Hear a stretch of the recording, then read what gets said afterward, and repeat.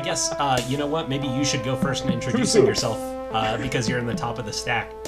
Mark, give us a little brief descripto of you, bud. I'm an opinionated loudmouth who is definitely an acquired taste, and I also write some comics. Okay, and he's the best at dirty jokes. And quick, stupid puns. And terrible puns. Yeah. Glass tense, Wanderer. Glass tense. And your name is Marc Andreyko. Yep. Do you have do you have preferred pronouns or anything? Nope. Okay. You can call me whatever. All right. Then if that's your introduction, I guess that could lead us to Joe Annabi. I'm Joe Annabi. I order and sell comic books for a living, and I am playing a Birdman named Geza. And I don't have preferred pronouns. Don't care. Tight. Then I guess it would be me. Yeah. My name's Joe Millard. I draw, but I do like 100 other things too. And I play a character named Craucus the Barbarian, the Gladiator, and him. And he's also now a fireman.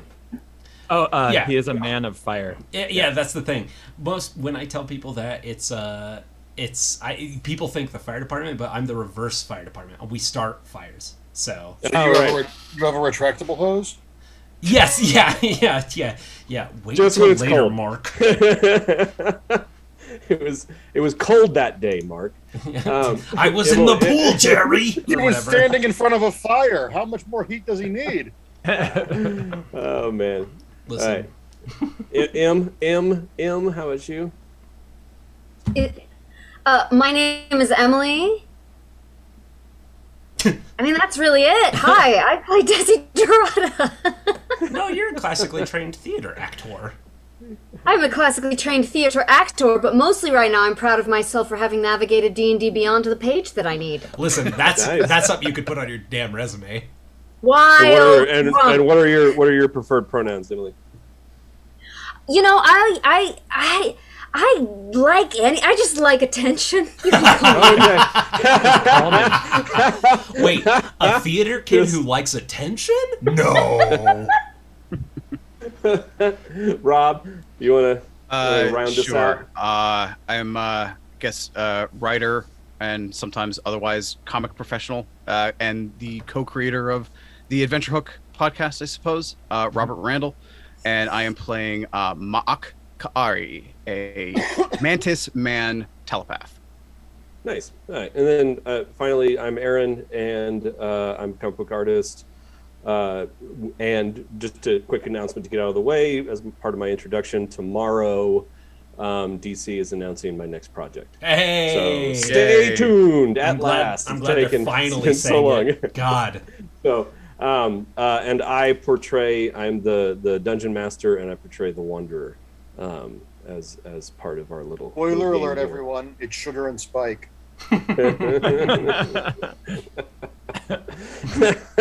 What a good joke. Oh man, yeah. So, at any rate, welcome to the new and improved Wanderer's Tent. I spent the last couple weeks working on this little guy, so I'm kind of. It looks fantastic. But, I think you did a great job, man. Yeah, it came Aaron, together. It'd be awesome if your pronunciation of tent just gave me another bad joke. Do it. Pull the trigger. Where do the citizens of Tyr go to get their hair colored? The Wanderer's Tint. Wanderer's Tent, of course. Oh, yeah. Hell yeah. Hell yeah. Oh, That's man. what we pay him for. I haven't had somebody comment on my on that little quirk of my pronunciation since I was in middle school in New Hampshire. Well, guess what, And nerd? We're about to pants and they you. used to yeah. Give me your lunch money, Aaron. Give me your goddamn lunch money. You're going to get bugged by the geekiest group of people.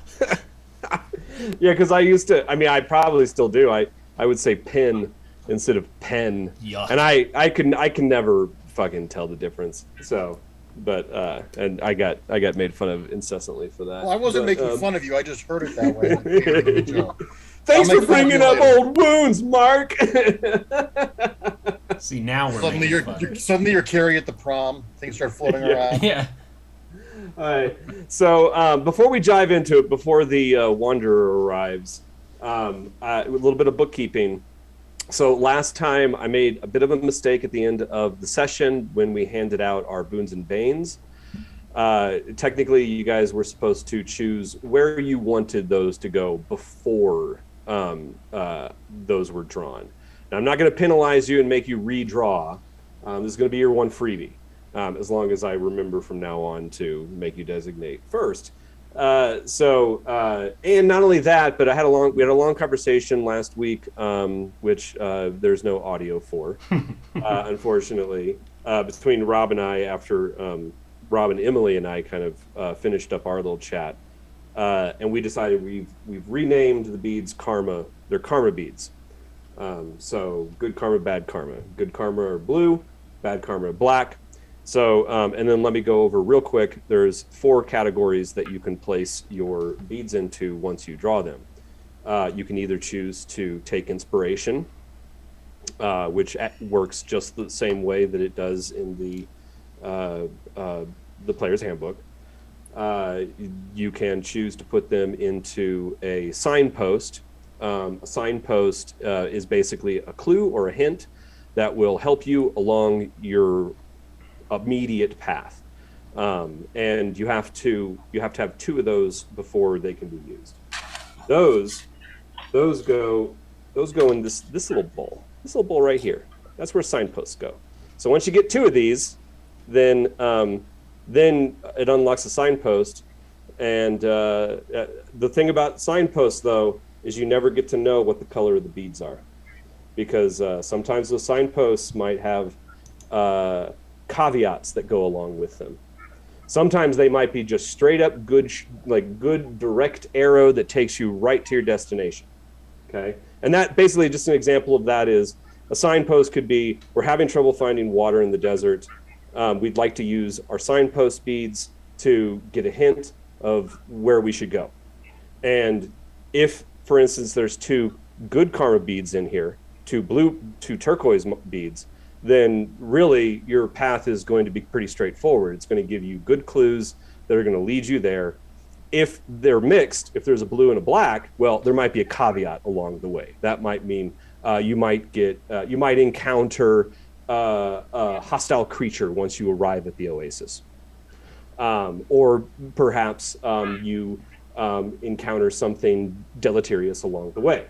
If there's 2 black beads, well, that's a major setback. You'll always get the information that's going to lead you in the right direction, but there's going to be a setback, and probably a pretty substantial one. Okay, so that's signpost. The next one is character arc. That is your personal character arc. You have to put 3 beads, and they go into your personal pots.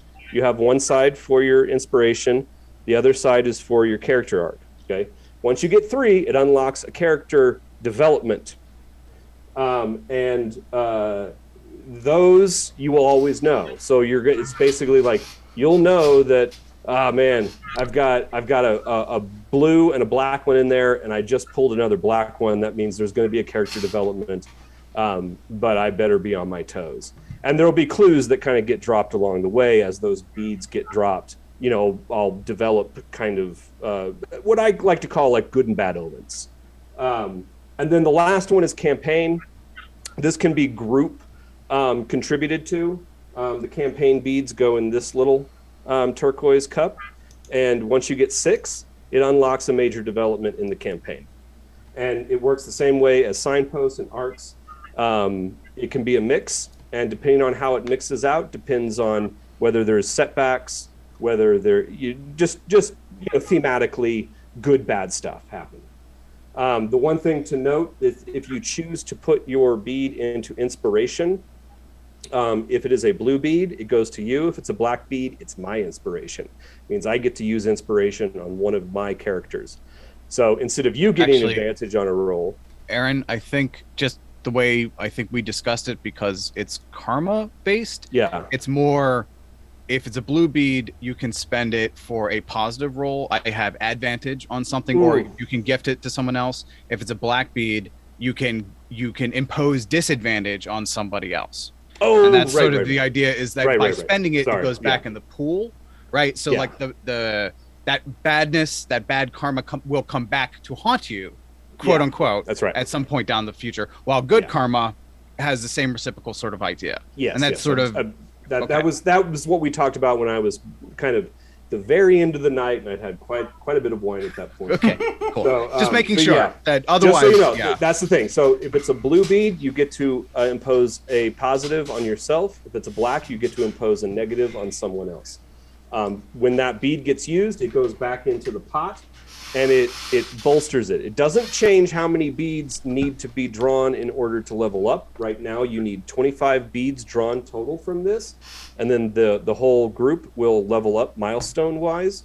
But what it does is it either gives you better or worse odds of drawing either a good karma bead or a bad karma bead, if that makes sense. So, as we continue, it'll I think we'll start to get used to it. It's like video game rules. At first they seem really complicated, but once you kind of get into the flow of things, I think it'll all become pretty self-evident. So the problem is, last time I let you guys draw before you decided where your beads are going to go. So hopefully, because I wasn't able to re-listen to last episode, I hope that I have these distributed correctly. So what we're going to do before the Wanderer shows up is you guys are going to decide where you would like your beads to go. And we will start with Desi, who has the wine-colored cup, because wine is the favored transmission device of the poisoner. So you currently have 2 good karma beads. Where would you like to place them? Inspiration, character arc, signpost, or campaign? Can I defer because I'm not entirely sure about? Yeah, so we will move on. Yeah, I'm going to defer. I'm just going to go clockwise around to Craucus, who has the sand-colored bowl, like the sands of the arena where he fought. And you have 2 bad karma beads. Inspiration, signpost, character arc, or campaign. Let's see here. 1 character arc, 1 campaign. Okay. Arc? What? Campaign. Excuse me? We now have Ma'ak, who gets the sort of pale green cup, like the color of the chitin of the Thrycreen of Athos. You have 1 bad karma bead. Where would you like it to go? Yeah, I think Ma'ak, just because of the precedent that was set the last time, that I technically used my inspiration to impose a penalty on that Yanti to make him fail my ego whip. I think I'm just gonna mechanically just accept that, and I'll put that black bead right in inspiration. So I'll have some negative karma to distribute again if I choose. Oh, okay. And then we have Cha'ar, who's the color of fire, like the exarch that he is. You have 2 good karma beads. Where would you like those to go? You're muted, man. You are muted, good sir. Muted. Sorry. What are the choices again? Inspiration, signpost, character arc, or campaign. And campaign. And you can only have 1 inspiration at a time, so keep that in mind. Only campaign one does what again specifically? Campaign, once you get 6 of these, any color, it will unlock a major event within the campaign. Okay. Or a significant event, basically. And what does character do? That will unlock significant events within your personal character arc. Can I do 1 inspiration and 1 character? Yep. Okay. And those are both good? Yeah, they're both good. Right. Okay. You might also want to just make a note for your own purposes, what you've got right now. So, and of course, you can always ask me, can you remind me, what I have right now? Finally, we have the blue bowl, which represents the the celestial exarch, Geza. What do I have? A single bead. A single karma bead. Yeah, I'll put that in my basket. Character. In character arc. Mm-hmm. Okay. So. Hang on. I still got 2. Oh right. We have to circle back to Desi, who has two good karma. Just so I'm clear, so what triggers these? Is it so there's 2 ways you can get you. Yeah, there's 2 ways you can get them. At the end of every session, if we complete the basic. Hang on, story I want to arc. save your breath because I know you got a lot of talking to do. Just to clarify, what? Yeah. So I know how we get them, but what actually triggers? Yeah, triggers the signpost or the character arc or the campaign or the inspiration. So inspiration is you once you get inspiration, then you know that it's there and you can choose to use it whenever you want, just like inspiration works normally. Once you use it, that bead goes back in. Yeah. Right. And then with signpost, that also you need to have 2 beads, but then you need to choose to use that signpost. So that signpost can sit there full of 2 beads for as long as you don't want to use it. But you can't have more. Once it has 2, you can't put any more beads into signpost. So my question is whether or not this is collective. So like if all campaign is if all collective. 5 of us signpost and campaign are collective. Oh, okay. All right. So think about it this way, right? And right now, there's no signpost. Okay. So you get 1 bead for inspiration. Up to 2 beads is signpost. 3 beads is character arc. Is it 5 or 6 is campaign? 6 for campaign. Okay. So, but only signpost is collective, as is campaign. So it's something that affects all of our characters, as opposed to where like Cha'ar, he's got like the whole like I want to translate the Book of Camelot Kings or something like that. That only concerns his character. So like that would be his arc, or at least one of the versions of his arc, because like technically they're all tied to our dark secrets too. Like that's our first arc. Yeah. Right. So here's just my I guess I have a technical question, which is like, as players, if we get bad karma, are we not more likely to put those into the collective cup? Well, you have to. So this is the only. Yeah, you won't know next time. You'll have to choose before they're drawn. This was an accident, so I'm allowing you to go ahead and place them, knowing exactly. Yeah. Oh. Yeah. I see. Okay, that makes more sense. So, because I'm an incredibly selfish character, I'm going to put my 2 good karma in my character arc. Okay, so only 1 more to unlock a significant event within your character's arc. Nice. Okay, so I think that we probably don't really have too much time for banter, and I hear somebody outside, so let's get right to it.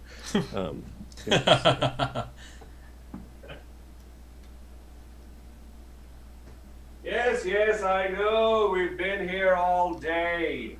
Yes, I just make sure everything's ready. What are you doing?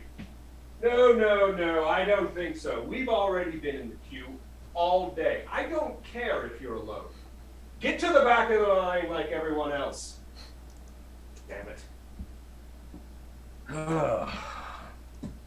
Sorry about that outburst. We're currently queued up at the city gates of Tyr, trying to pass through.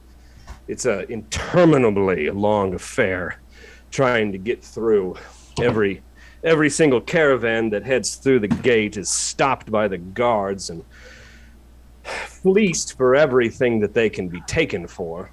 It's a horrible business trying to make it into any of the cities, but Tyr tends to be one of the most laborious, especially now that the ziggurat is nearing completion and Kaluk is desperate to finish within the next few weeks, and requisitioning every enslaved individual that he can find to help finish the ziggurat as quickly as possible. Any rate, yes, the life of a dune trader. All seems, it would seem as though the The actual route from city to city is the worst part, but just crossing that gate, getting from the outside to the inside of the city, has to be the most frustrating aspect of the entire ordeal. I'd much rather endure a sandstorm than the Templars of any of the great 7 cities. So, which reminds me that our clutch also seems to be coming to the point at which they themselves will have to make their way through this arduous ordeal of entering into the city. So, perhaps we should recap a bit what happened last time. The clutch had scored another great blow against House Ianto, a minor merchant house that probably has no idea they have drawn the ire of a small band of freedom fighters. As the party strategized about how they would enter the city without raising suspicion that they may have been escaped from enslavement, a golden opportunity was delivered to them by way of a small caravan leaving the city in the waning light of the dark sun. It was House Ianto who recognized the banner of his family in the caravan master Garrow, a brutally cruel mole who harbors a burning hatred for the exiled nephew of Strabo Ianto, the head of the mercantile house. It was Marc, however, who detected the presence of life secreted away within the false bottoms of the wagons. Ianto was smuggling more enslaved victims to the Yuan-Ti, unaware that the clutch had already crippled their operation. The clutch leapt at the chance to strike once more at those responsible for the heinous Alcazar silk production, and in turn take on the mantle of Dune Trader. Pursuing the caravan into the foothills, a trap was sprung using Bap as bait to draw Garrow away from the caravan just long enough to ensure none of his fellows would have a chance to aid him before being cut down with merciless efficiency. Just as the killing fatal... Wait, God damn it. Sorry, guys. But just as the fatal blow was landed, the caravan master simply fell into dust and was instantly dispersed upon the wind. From there, the fight with the remaining guards was brief. Most fled into the waste. Those foolish enough to fight were dispatched with little effort. It was then that the true horror of the caravan's grim cargo was revealed. Crammed into the suffocating space beneath the flat wagon beds were 42 souls. None, as it turned out, were previously enslaved. Because of the recent decree that all slaves in the city of Tyr be requisitioned to the ziggurat to aid in its imminent completion, House Ianto had taken to kidnapping the overlooked masses of the Warrens, assuming no one would ever miss them. A couple dozen individuals decided not to return, requesting one of the wagons and its false cargo, which was freely given. The rest, though, must now be smuggled back into the city, a task perhaps more daunting than the ambush itself. But one question remains. What possibly became of Garrow, better known to his enemies as the Silt Spectre? So we find ourselves in the Rocky Barrens, northeast of Tyr.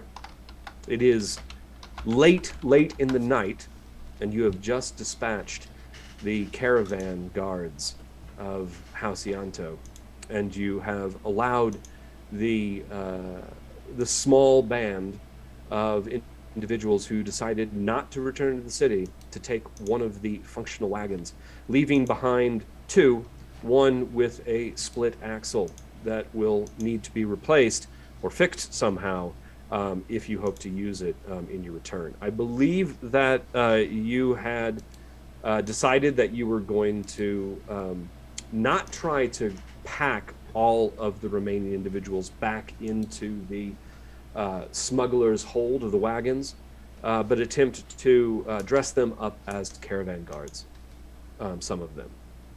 The ones that look convincing, yeah. Mm-hmm. Yeah. So what are you guys doing?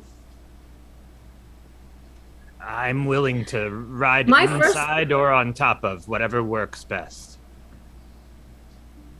Guys, I actually am wondering if I can talk to you for a moment. Certainly. First off, my internet connection is not so good, and the wine I am drinking is 11.5%. You mean your psionic connection? Fox, mind link is getting weak. Yeah. It's been a long day.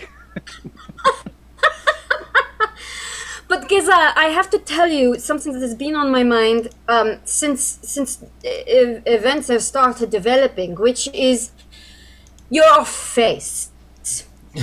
What I mean to say is that we are trying.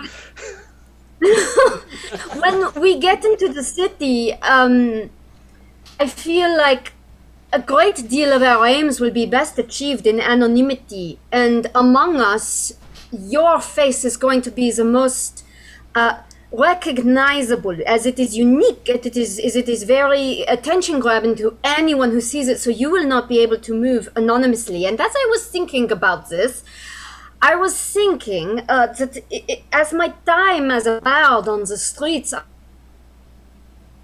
have recognized that actually fame can be as much a disguise as anonymity. Because when we go into that city, we need to be the storytellers of who we are, and we can use that to advantage. So as a person who is going to naturally attract a great deal of attention because of your face, if we position you in such a way to be narratively advantageous to our gains, we may be able to negate the fact that you are easily recognizable and use it to our benefit. Is anything I'm saying make sense? Sure. I'm fine with that. I'm at your bidding. I'll do what you say. I don't know how to do this. Well, that is, to be fair, I am better improviser than I am writer, so part of me is looking to you and to the rest of our clutch to see what would be most advantageous to cast you as well as what role you can play best to get us our ends. I have an idea. Crocus, go ahead.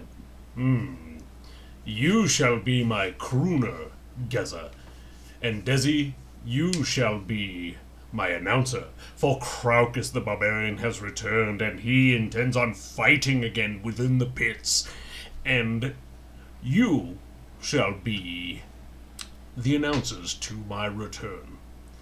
And Mark and Shah will be servants or attendants. Well, I will say, though my face is pretty, my voice is not. No, you just screech. Desi will do the voicing. Hold on. I would say that for Crocus, this is great narrative. This is what we can cast you as to reach our ends. My question is for Geza. I know nothing about being, I am so sorry, I forgot what you are. You are not Aarakocra, you are... I'm a Silverrock. I am A Silverrock. I am an Aarakocra, but I am Silverrock specifically. So what do we know about you?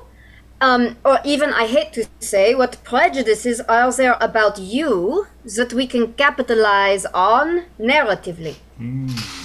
Honestly, I doubt that people will know much about the Silverrock. I think there will be a lot of miscommunication, assuming that I might be as violent or scary as the Orcathra cousins that they'll be more familiar with.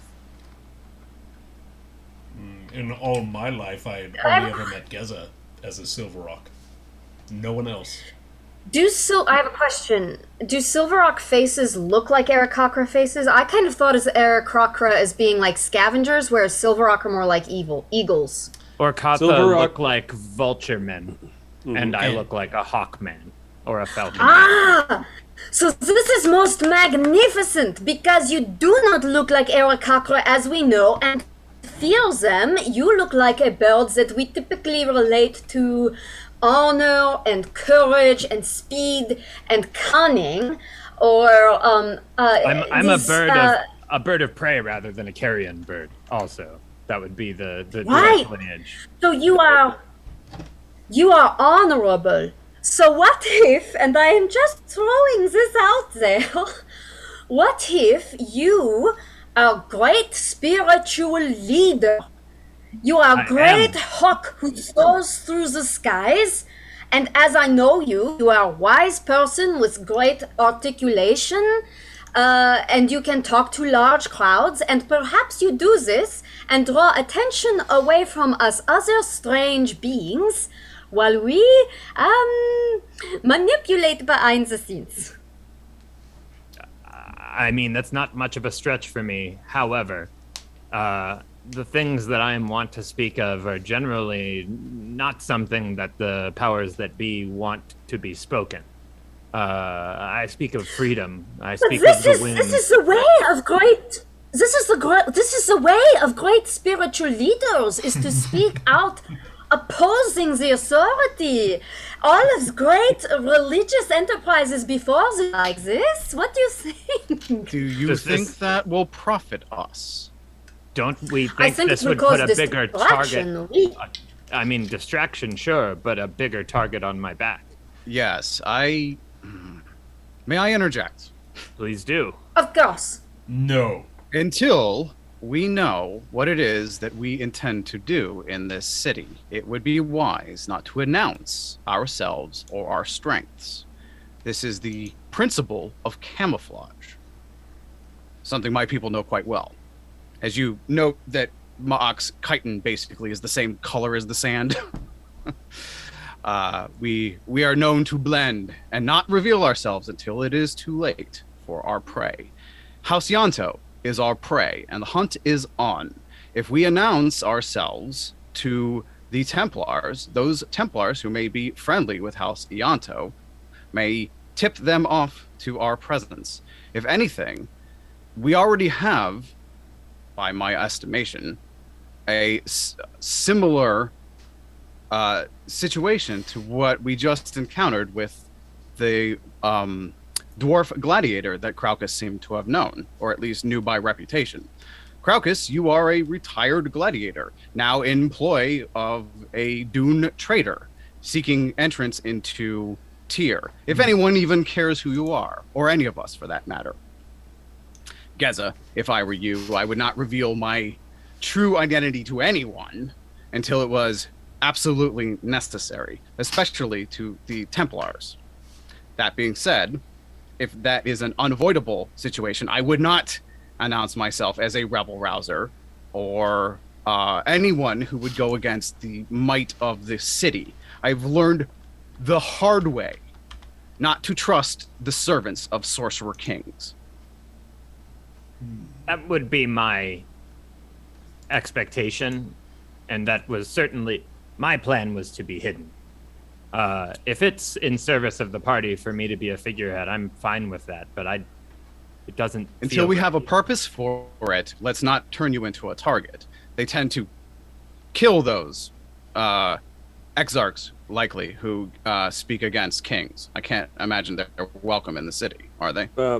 Bab kind of interjects at this point. He says, the Templar of the city certainly have no love for the exarchs, but they have to tread lightly, especially when it comes to exarchs who are known publicly.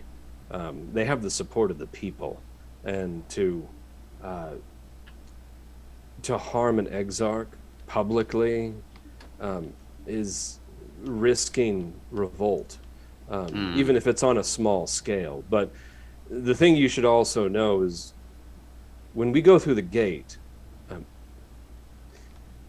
the caravan gate just so happens to be the most coveted position of all Templar, or not all, but most Templar and certainly city guards. It's an incredibly lucrative position. They fleece everyone who goes through as much as they possibly can, and you certainly have to expect that you will likewise be taken for as much as they can. And the ones who guard the gate, you have to be really careful when you go through. And I hate to say it, but I like your plan. The half giant, Craucus. I've seen the way that he acts when he's unfettered. And make sure, Craucus, you have to restrain yourselves. The individuals that you're going to meet at the gate, you cannot trifle with. You are a powerful individual. But you really don't know who you're going to be dealing with when we get to the gate.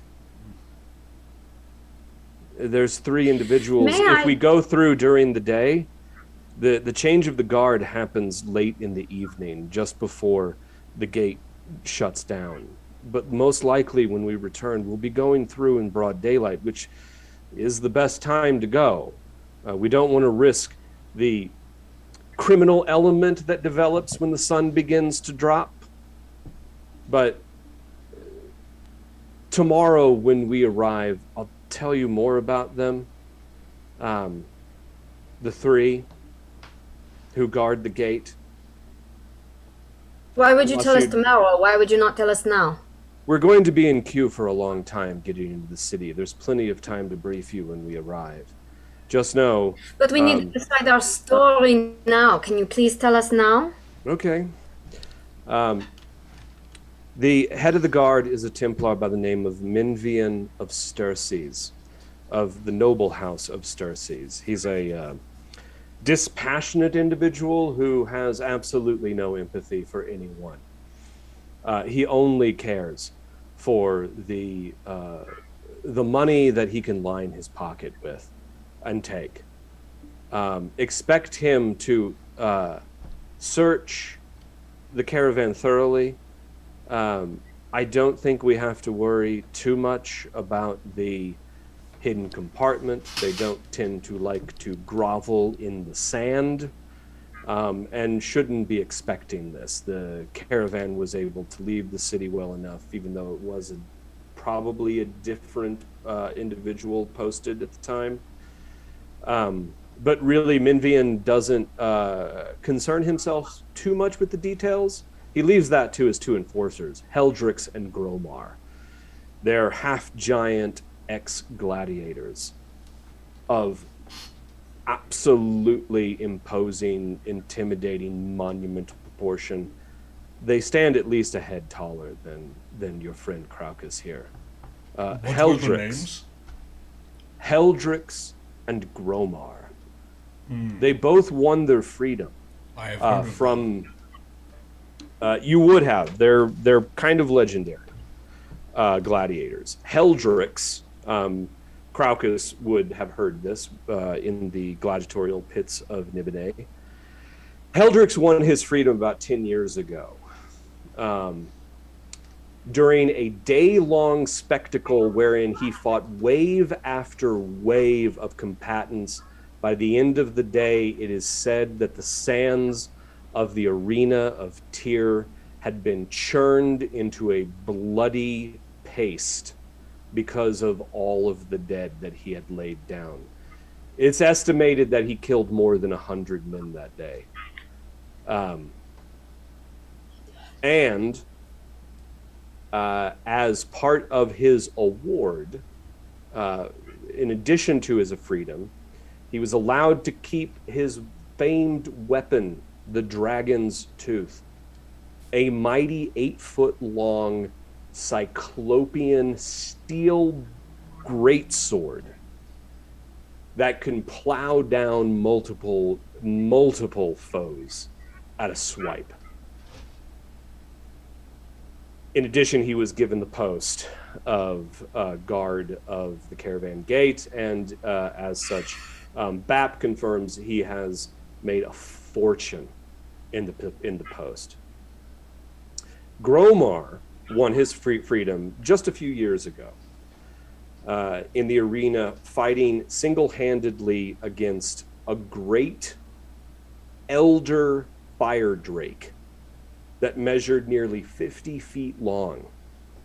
He smashed its head to pulp with his great club, the anchor of the world, it is known. It is a cyclopean mace that has a cold iron head, the diameter of a human chest, probably weighs in the range of 250 pounds. And the shaft of the mace itself is a veritable tree trunk 6 inches in diameter. So these are the two individuals who oversee the day-to-day, and you will have to be conversing with. If you are, BAP tells you, if they take an interest in you, deference, absolute deference is what you must show them. And Thank you so much, Bab, for sharing it with us.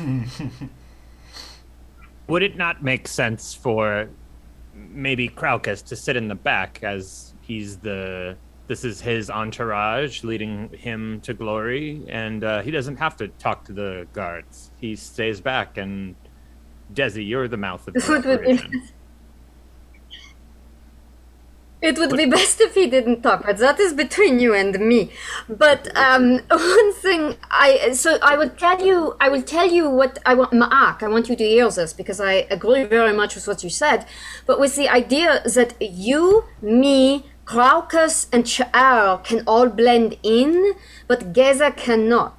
And so if we do not recognize that Geza cannot blend in, we will be at disadvantage.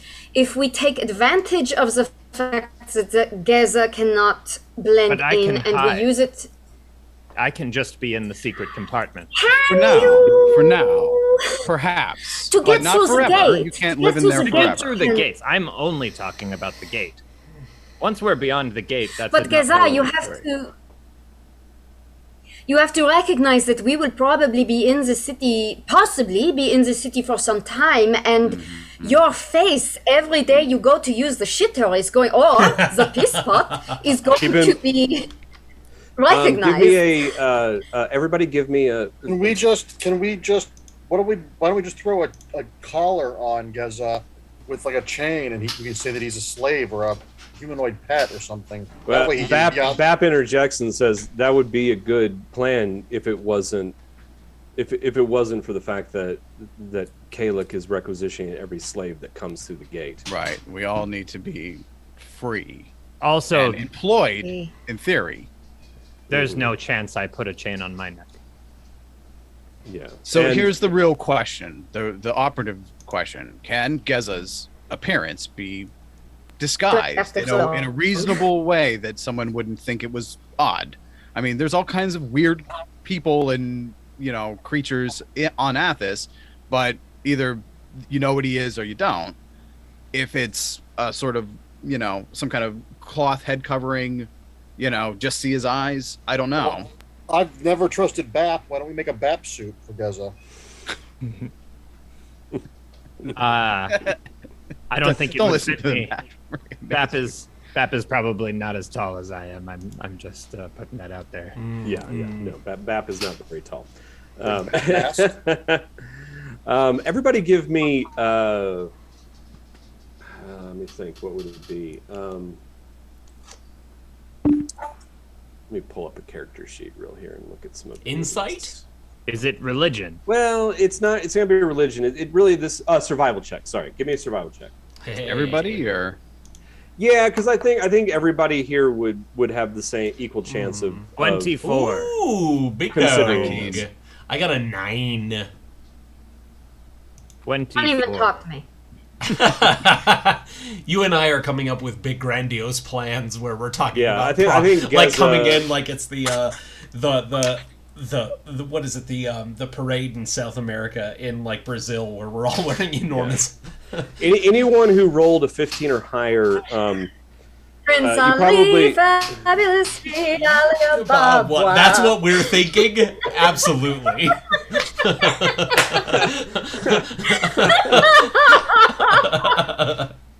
Oh man. Okay. Okay. So anybody who rolled over a 15 would think about this. It's 3 weeks from the Festival of the High Sun, which means it's mid-year. The sun is at its highest. You're entering into what are basically going to be the hottest month of the year.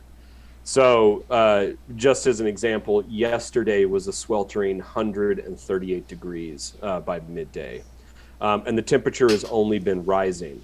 So, theoretically, if you're trying to get through the city gates tomorrow and are like deep in the queue, trying to get there, the temperatures could easily rise just as high, if not higher again. And so you realize you've got to think about the individuals who are going to be in the hold. Probably one of the reasons why House Ianto chose to leave the city after sunset, or as the sun was setting last night. May I? May I? Without that wisdom check, I will tell you what I am thinking, which is, fame does not happen overnight. But if we say, for example, Geza will be recognizable, as with him, followers. If we take all of the people who are about to be sold into slavery and we let them surround him as noble disciples, they will not have to hide in the hold. They can be out there gaining.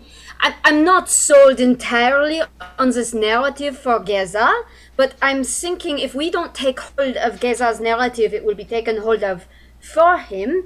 But if we paint him in this way that already suits him as to be perhaps a person of wisdom, perhaps a person of peace, then we take all of these people, we don't have to put them in the hold, we use them to surround him, and they all walk in, the hold is empty except for the things that we wish to sneak in, maybe Bap.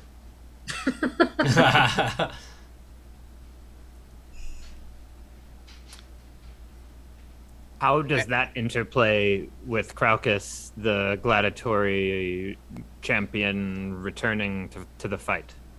It doesn't. And neither of these are. But does it? It depends on the order that we go through the gates. Because remember, I am a bard. I think of everything narratively. We are telling a story, right?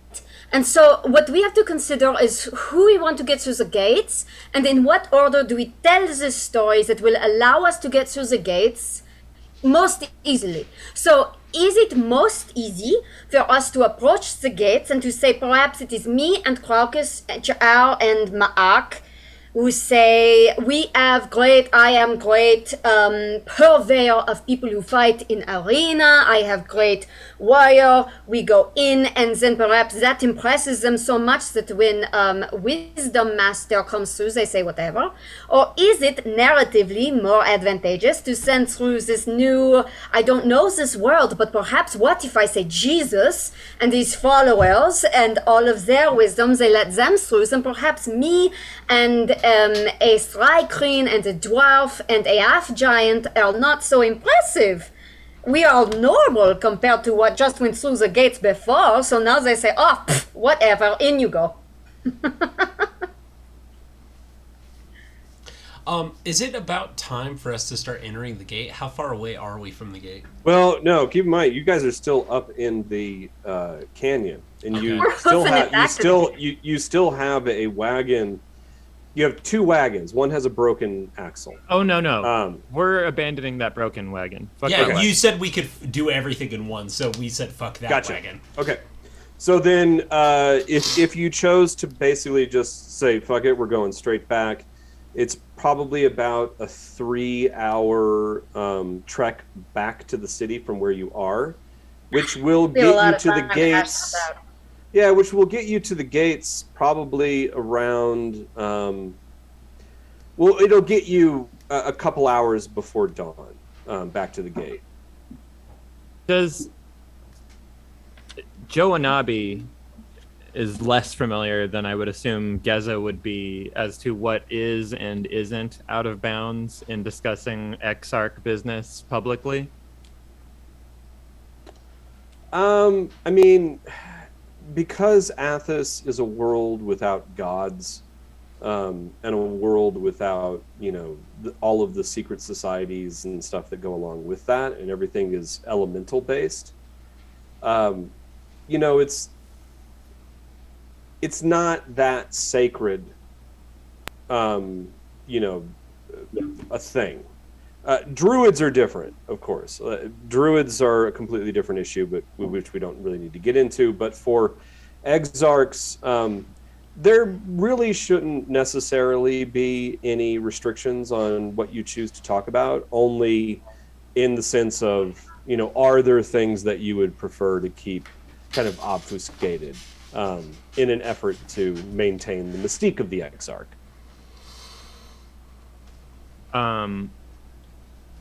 And does it make sense to Geza to have like pupils or followers that he could bring through the gate under the guise of they are like I'm showing them the ways of being one with the land to bring back the green and stuff? Yeah, that's a possibility. The only thing that you would eschew talking about would be the specific rites and rituals that you undertook to become the exarch you are. Those are almost like mystery plays to a certain extent. Okay. And my thoughts on freedom, I assume, would also be off limits? Oh my God, yeah. Talk about freedom in Athos right now. Absolute anathema. I mean, it's on the level of the Veiled Alliance, really. Okay.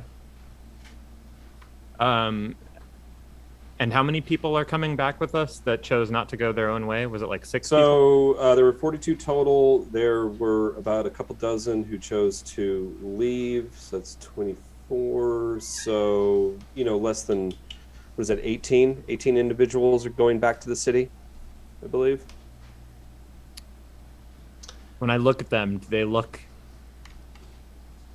I feel like they can attend me with deference and look like my pupils?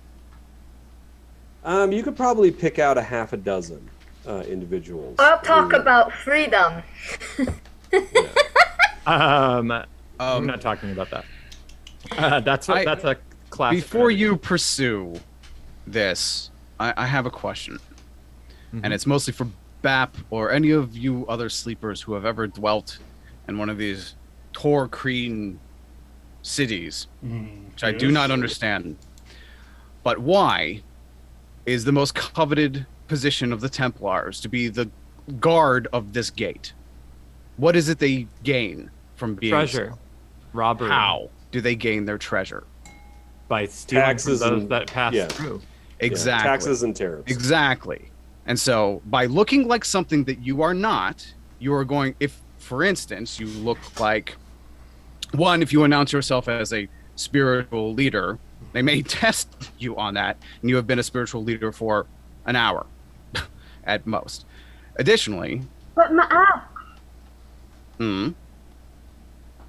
do you not think, I will say this quietly or romantically, do you not think that he could, that he is, that he can? Yes, I can, absolutely. And I think the Templars will too. And I think that they will murder him for even the slightest, or use it as an excuse to take all of his followers and turn them into slaves and put them to work at the ziggurat. And then what will we do? Will we free them? Will we fight? Will we die for them? No. I think one way that or another, that would he is fail. a powerful revolutionary. He is not powerful revolutionary, Ma'ak. He is now just a silly little man with a few ideas who has 18 followers. And why would they let that man why would they let us through then?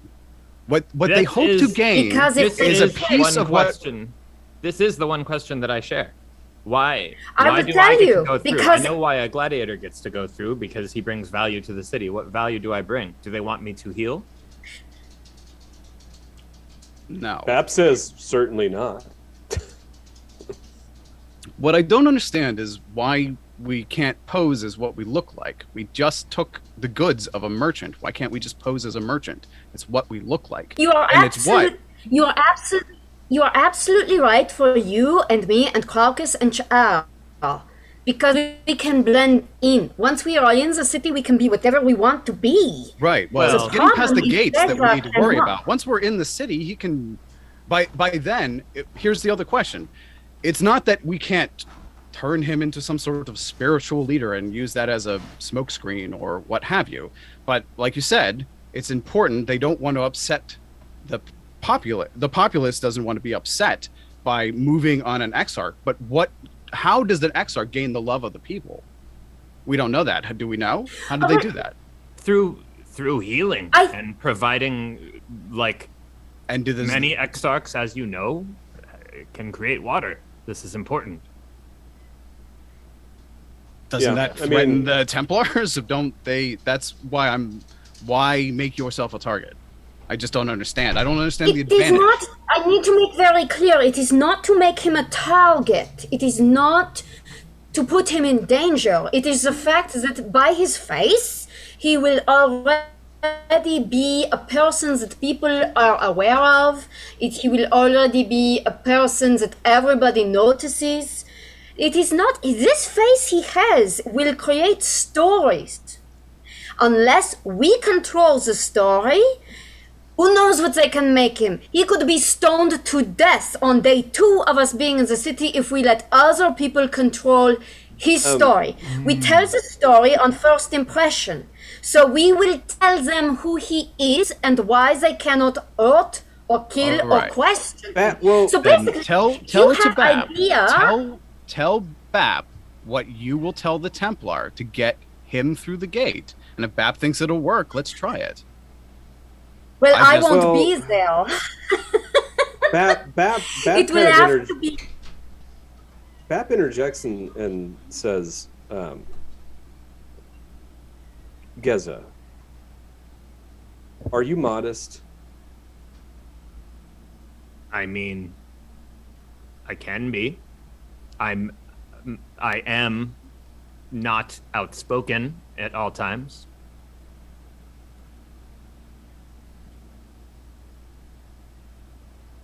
Are you comfortable disrobing completely? Absolutely. Everybody get your car keys out. He says to the group, listen, I think we're overlooking something here. No one in Tyr has ever seen anything like Geza before. If we don't have to chain Geza. And you can't. And Geza does not need. What if we just present Geza as if he is a aviary oddity we have come to sell in the elven market? And Geza says nothing except squawks like a bird with no intelligence. He has no use to anyone as a slave, then. Do I have use to them as ill-gotten gains that they could steal from you? Well, that is perhaps, but that's why we have cargo, to make up for the potential loss of income that you might present. I have my silver, and we have this cargo that was not ours to begin with.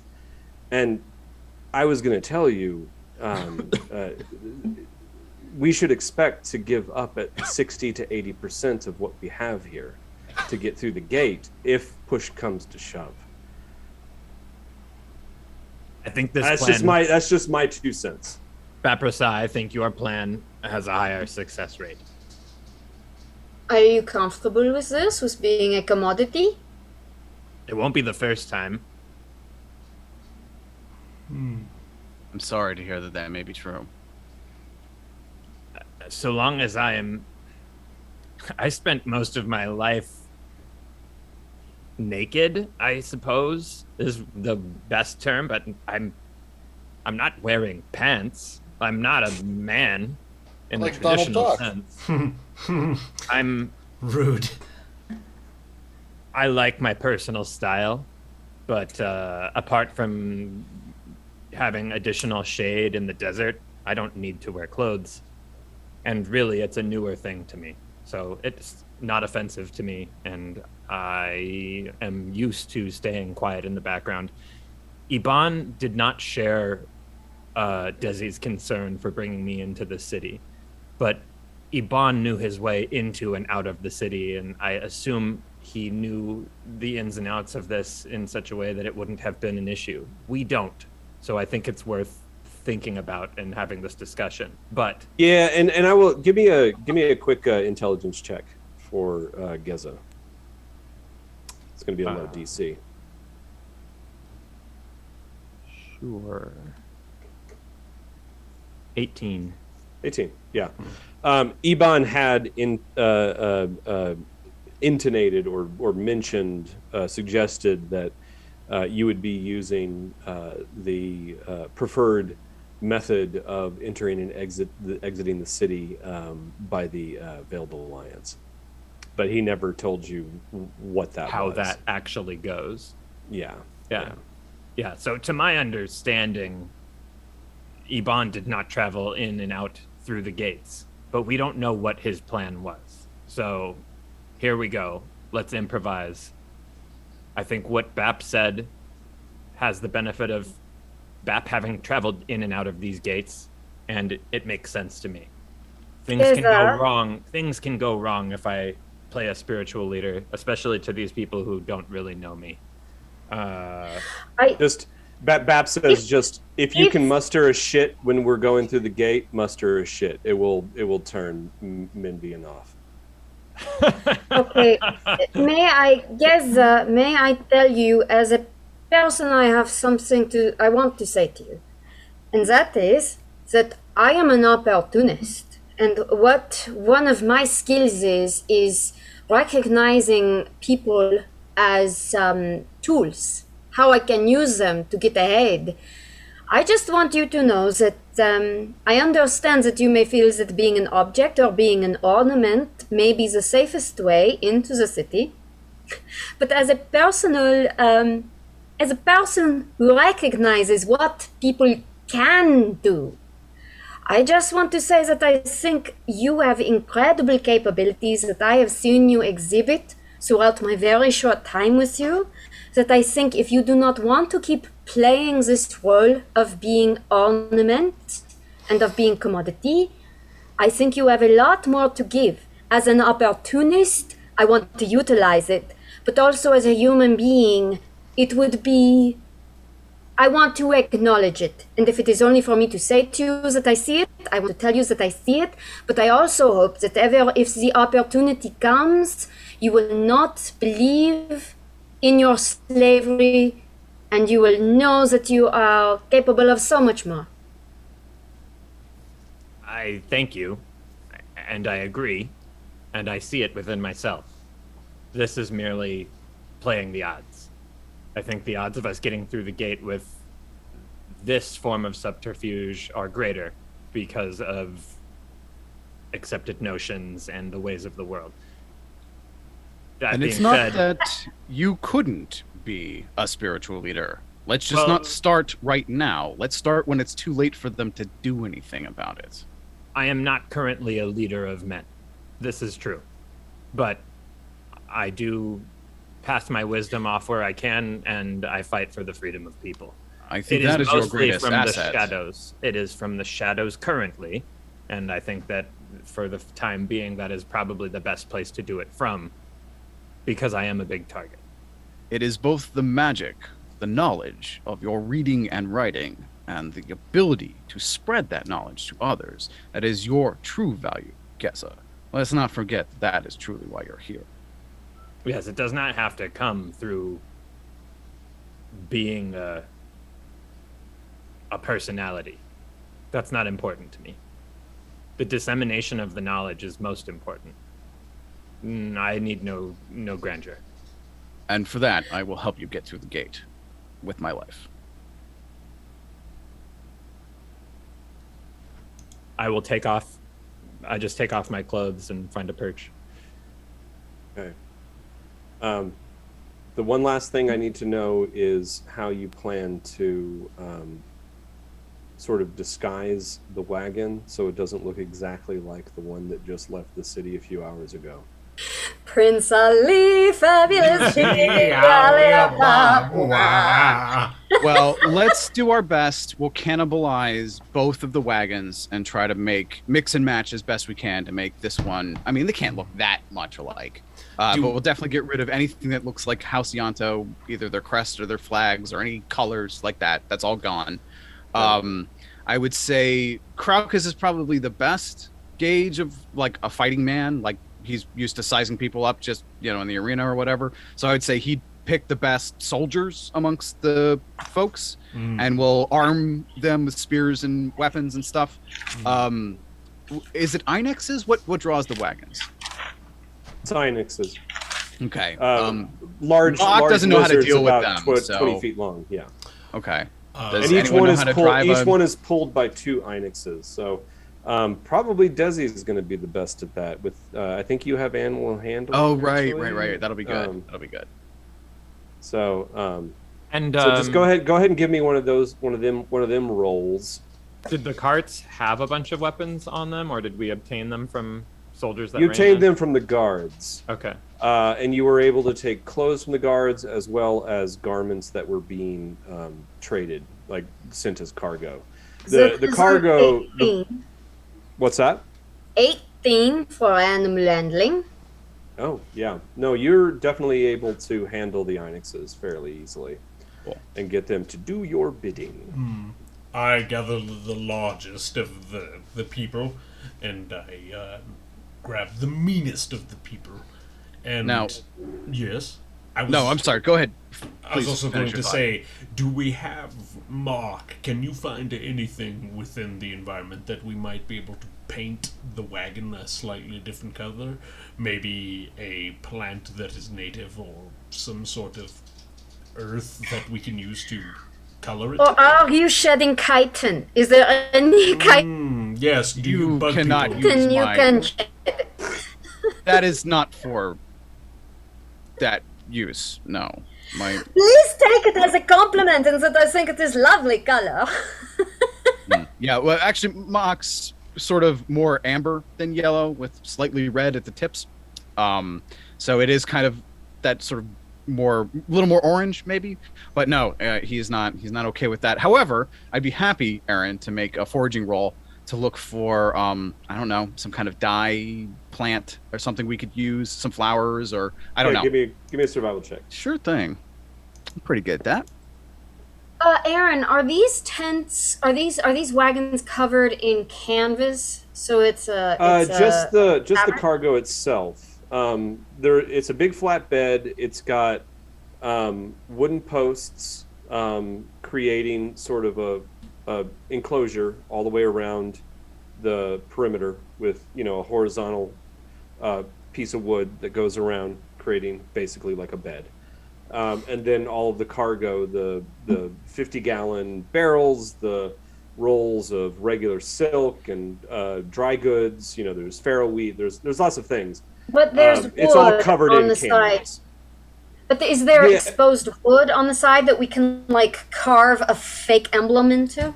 Yeah, you could do that. There's also enough canvas. There's also enough canvas to allow you to make your own banner if you chose to as well. So if you're able to find some pigment to paint with. All right. Well, I just rolled a 13 on my survival, so I can take 13. flight and look around as well. Who has the best graphic design roll? I rolled an 18. Interesting.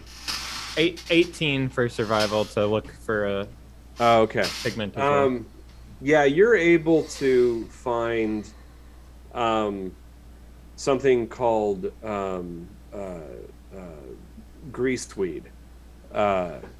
And I should actually make a note of that because that's something I just made up off the top of my head. Oh.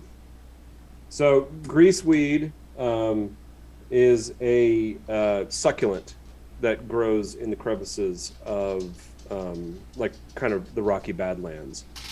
And when you pulverize it, it creates a like a really sticky, dark, almost black substance, like tar-like, that you could use to paint a black insignia, or a very, very dark brown one.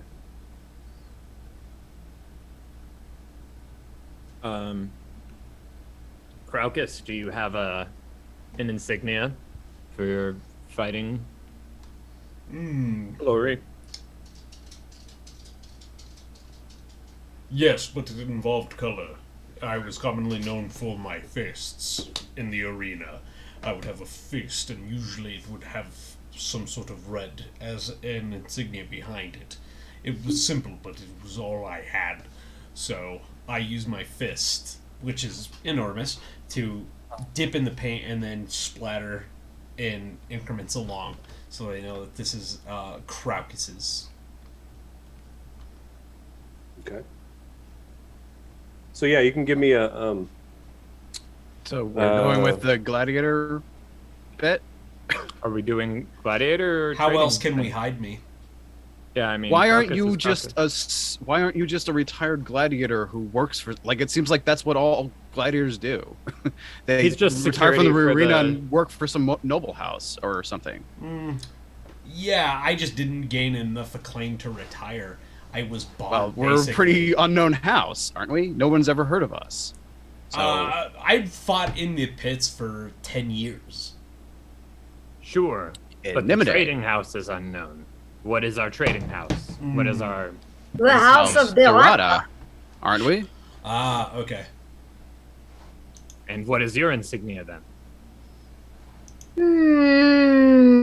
My insignia will be made up upon the moment of conception. I don't know. Do you know, desiderata means desirable things. So it is all about materialism and pretending that we don't know there is anything other than the material. So what does that look like to you? Diamonds. Ooh, yeah, diamonds. Shall it be a hewn diamond as is seen in rings? Rings and jewelry? I think that sounds fine. Shall it be a diamond in where art should be in a regular human? So we see the outline of a human, but instead of an art, there is a diamond. Yes. Maybe for the t-shirt design that you make later. What can I say? Graphic design degree? The cart should The just have a heraldry. diamond. Just a quick note that you would all kind of understand. The heraldry of Athos is fairly simple. So, diamonds are fairly common in some of the major. I can't remember exactly who. It might be House Vordon has a diamonds gray on a diamond as Yeah. their emblem. So it's the simple diamond, just the plain triangular kind of diamond shape. So, that would be certainly recognizable and might actually vaguely associate you with House Vordon, who is based out of Tyr. Materialism. Particularly a pernicious kind of materialism that usurps reality. Yeah. All right. So, yeah, all this time, Ma'ak has actually kind of almost gone on autopilot a little bit, and in his mind, or at least maybe over the mind lake, is like, "That's not what your name means, not in Kreen," and he finds himself dipping one of his three claw-like thumbs in the grease and drawing a Thrykreen emblem of the circle of Dej on the side of her wagon. Dej Z, the changer of circles.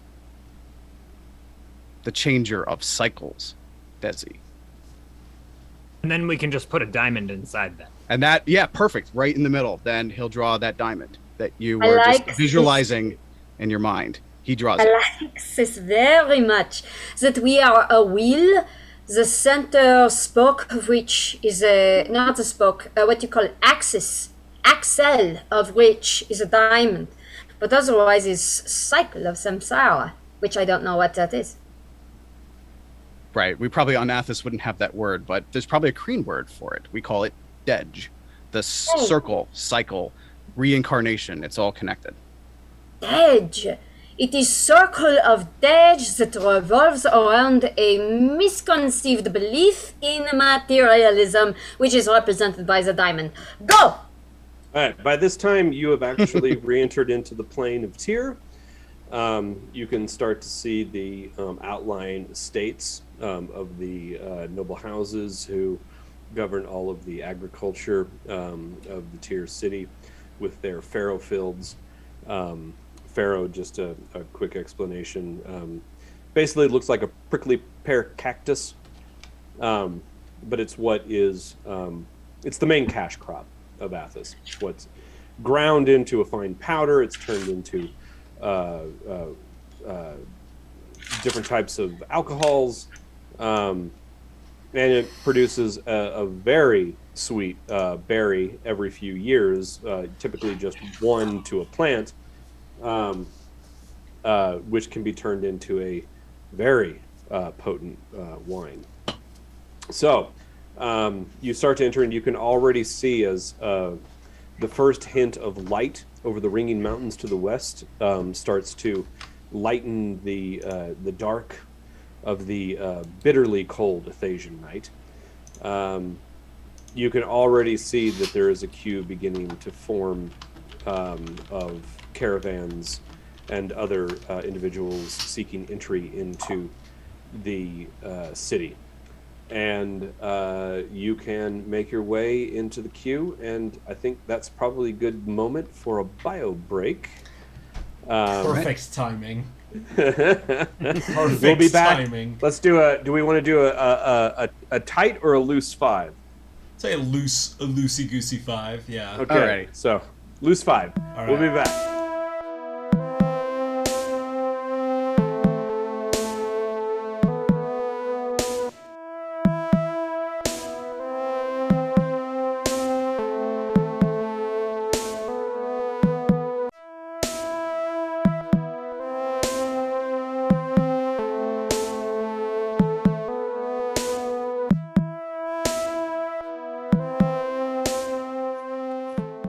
Okay, so as sun begins to rise, all of you need to give me a Constitution save, and Crocus, you need to give me one with disadvantage.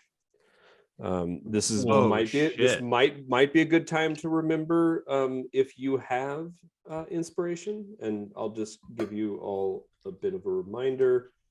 Right now, I think the only one who took advantage, Chard, you took inspiration, and Ma'ak, you took inspiration. Yeah, but I can't spend it on myself. Yeah. So first roll was a 10. It says that I rolled a 5, but I think second it's roll important. was a 20. Oh wow! I think it's important that you know that I actually rolled a natural 1. Okay, well. Critical fails don't apply to ability checks and saves. Excellent. They only apply to attack rolls. Oh, so great. We don't have to worry about that. Great. But you do fail, so you have a level of exhaustion from the grueling 24 hours that you've undergone. Everybody else, sound off one by one. Let's start with Mark, since you're up at the top. You are muted, Mark. What am I rolling? Where am I? I'm lost. Constitution save. And that's under the saving throws up in the corner? Yeah, let me open up your character sheet real quick. No, it is up in the corner. Oh, it's across the top. Is that the same thing? CON +3? Constitution +3? That sounds right. Yeah, there's a little window.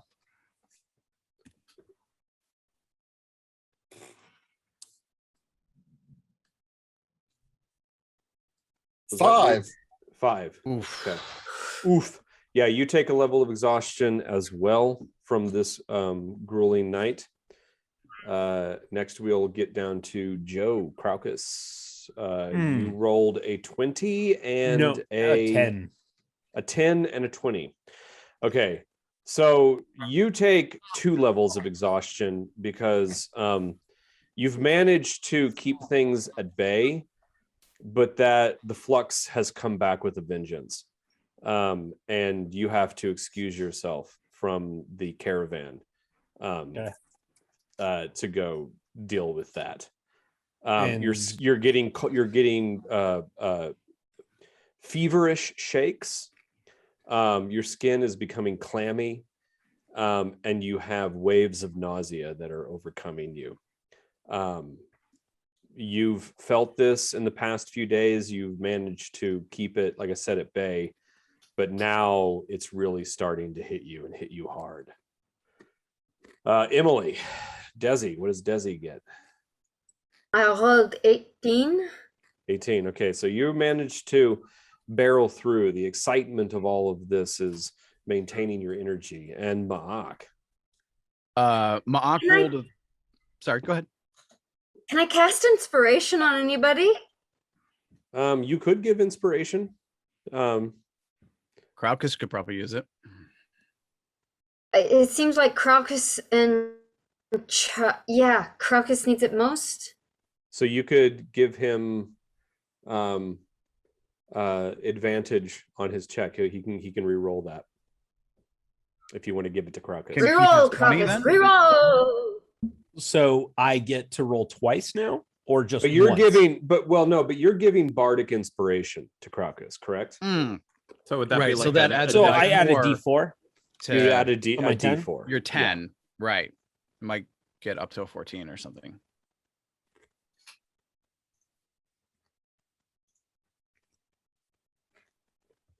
That added 2. Yeah, no, sorry, you're still excusing yourself to run off as far as you can. But I'm not so embarrassed.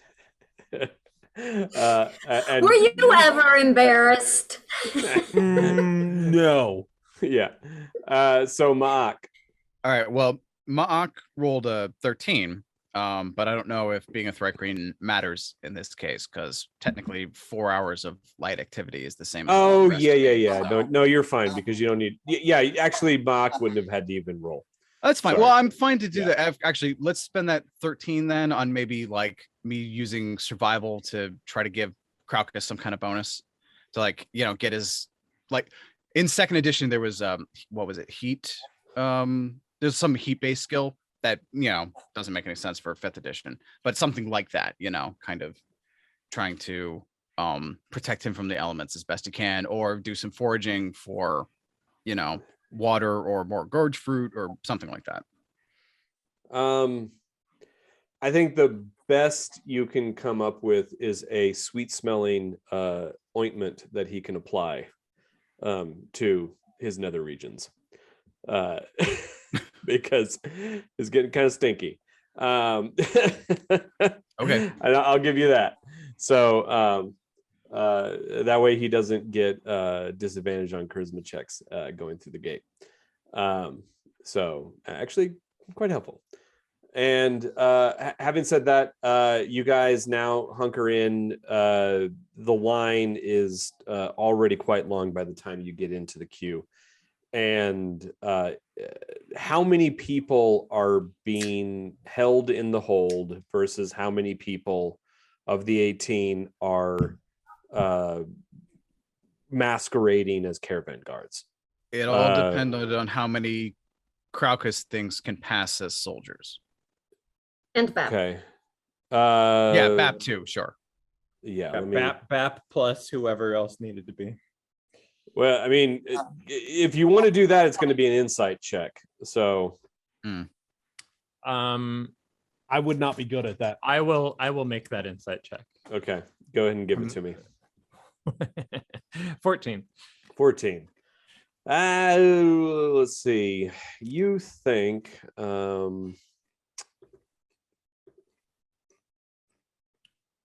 you can get away with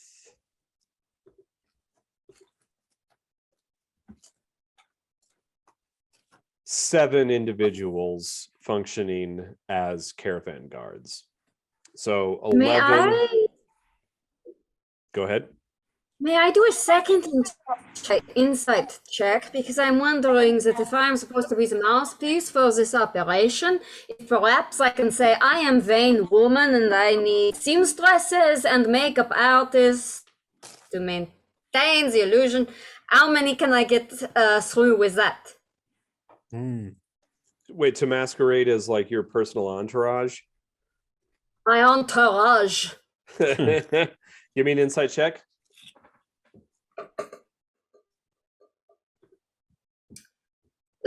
13.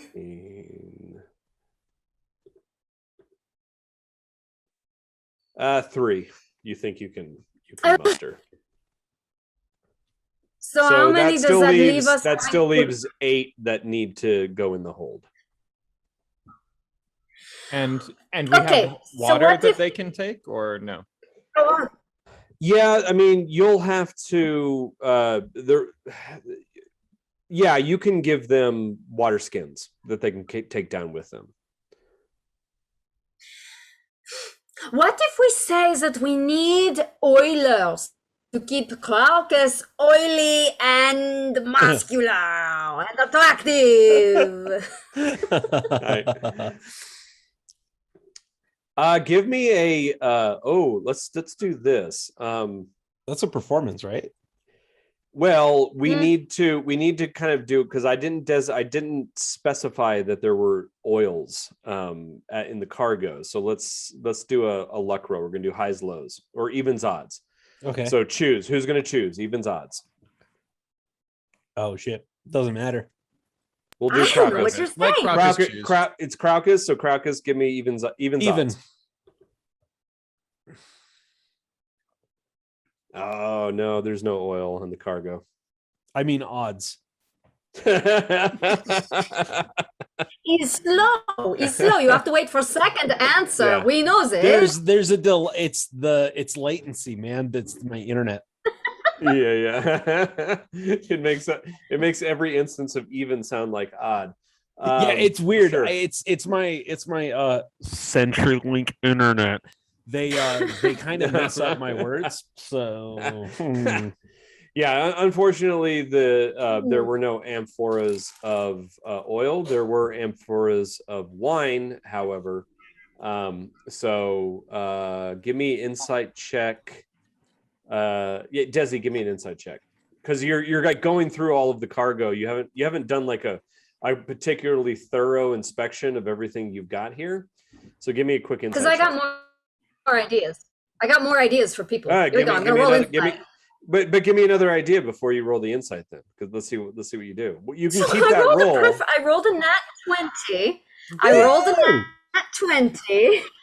So my idea for these extra 8 that we don't have narrative for is to say something like, oh, Geza has these powerful wings. We need at least 4 other people to make sure that he doesn't fly away and to hold these lines in case he flies away. And Cha'ar is such an incredible mind that he needs researchers. If he does not have so many researchers at his beck and calls, and he will not know what to do because he is researching all the time. And then we have this Ma'ak who is constantly... Ma'ak, what are you constantly doing? Making sure no one kills you. I was gonna say, instead of Oilers, I could need concubines because I'm big and horny. Yeah. I want to tell that can story. I just interject? Can I just interject real quick before you go too much further? With that natural 20 inside check, which I mean, again, there's no critical successes for the ability checks, but anyway, with that 24, what you realize you haven't taken into account through all of this is, sure, your plan in a perfect world is great, but you start to realize that these 8 individuals left are not bards, and are not actors and are filled with anxiety. They're incredibly skittish. You start to realize very quickly they don't have the chops to pull it off. This is always the problem. I turned German there for my expectations of perfectionism. So it would be a big risk. Not an insurmountable risk, but a risk nonetheless. When you have 8 individuals, you have 10 individuals who are solid. They're already they're all from the Warrens. They're used to dealing with shady situations. They're used to lying. They're used to backstreet dealing, all of that. But these other 8. When you realize, just in terms of the meta aspect of this, that's 8 charisma checks. 8 charisma checks for each of them every time they have to make a performance.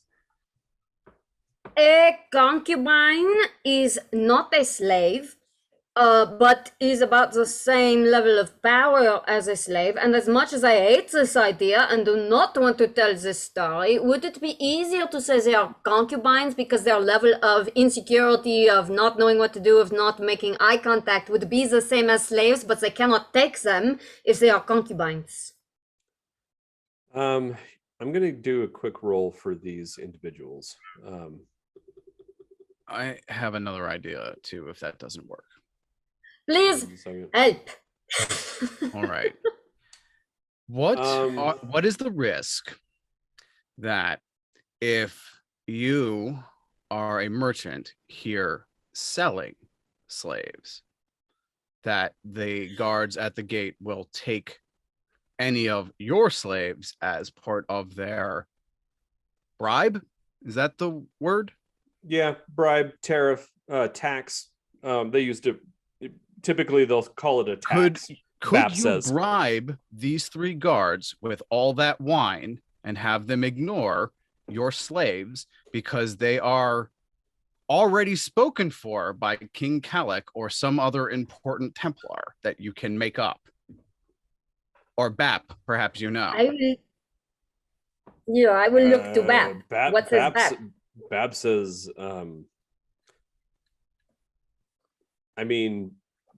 I haven't been in the city for a while.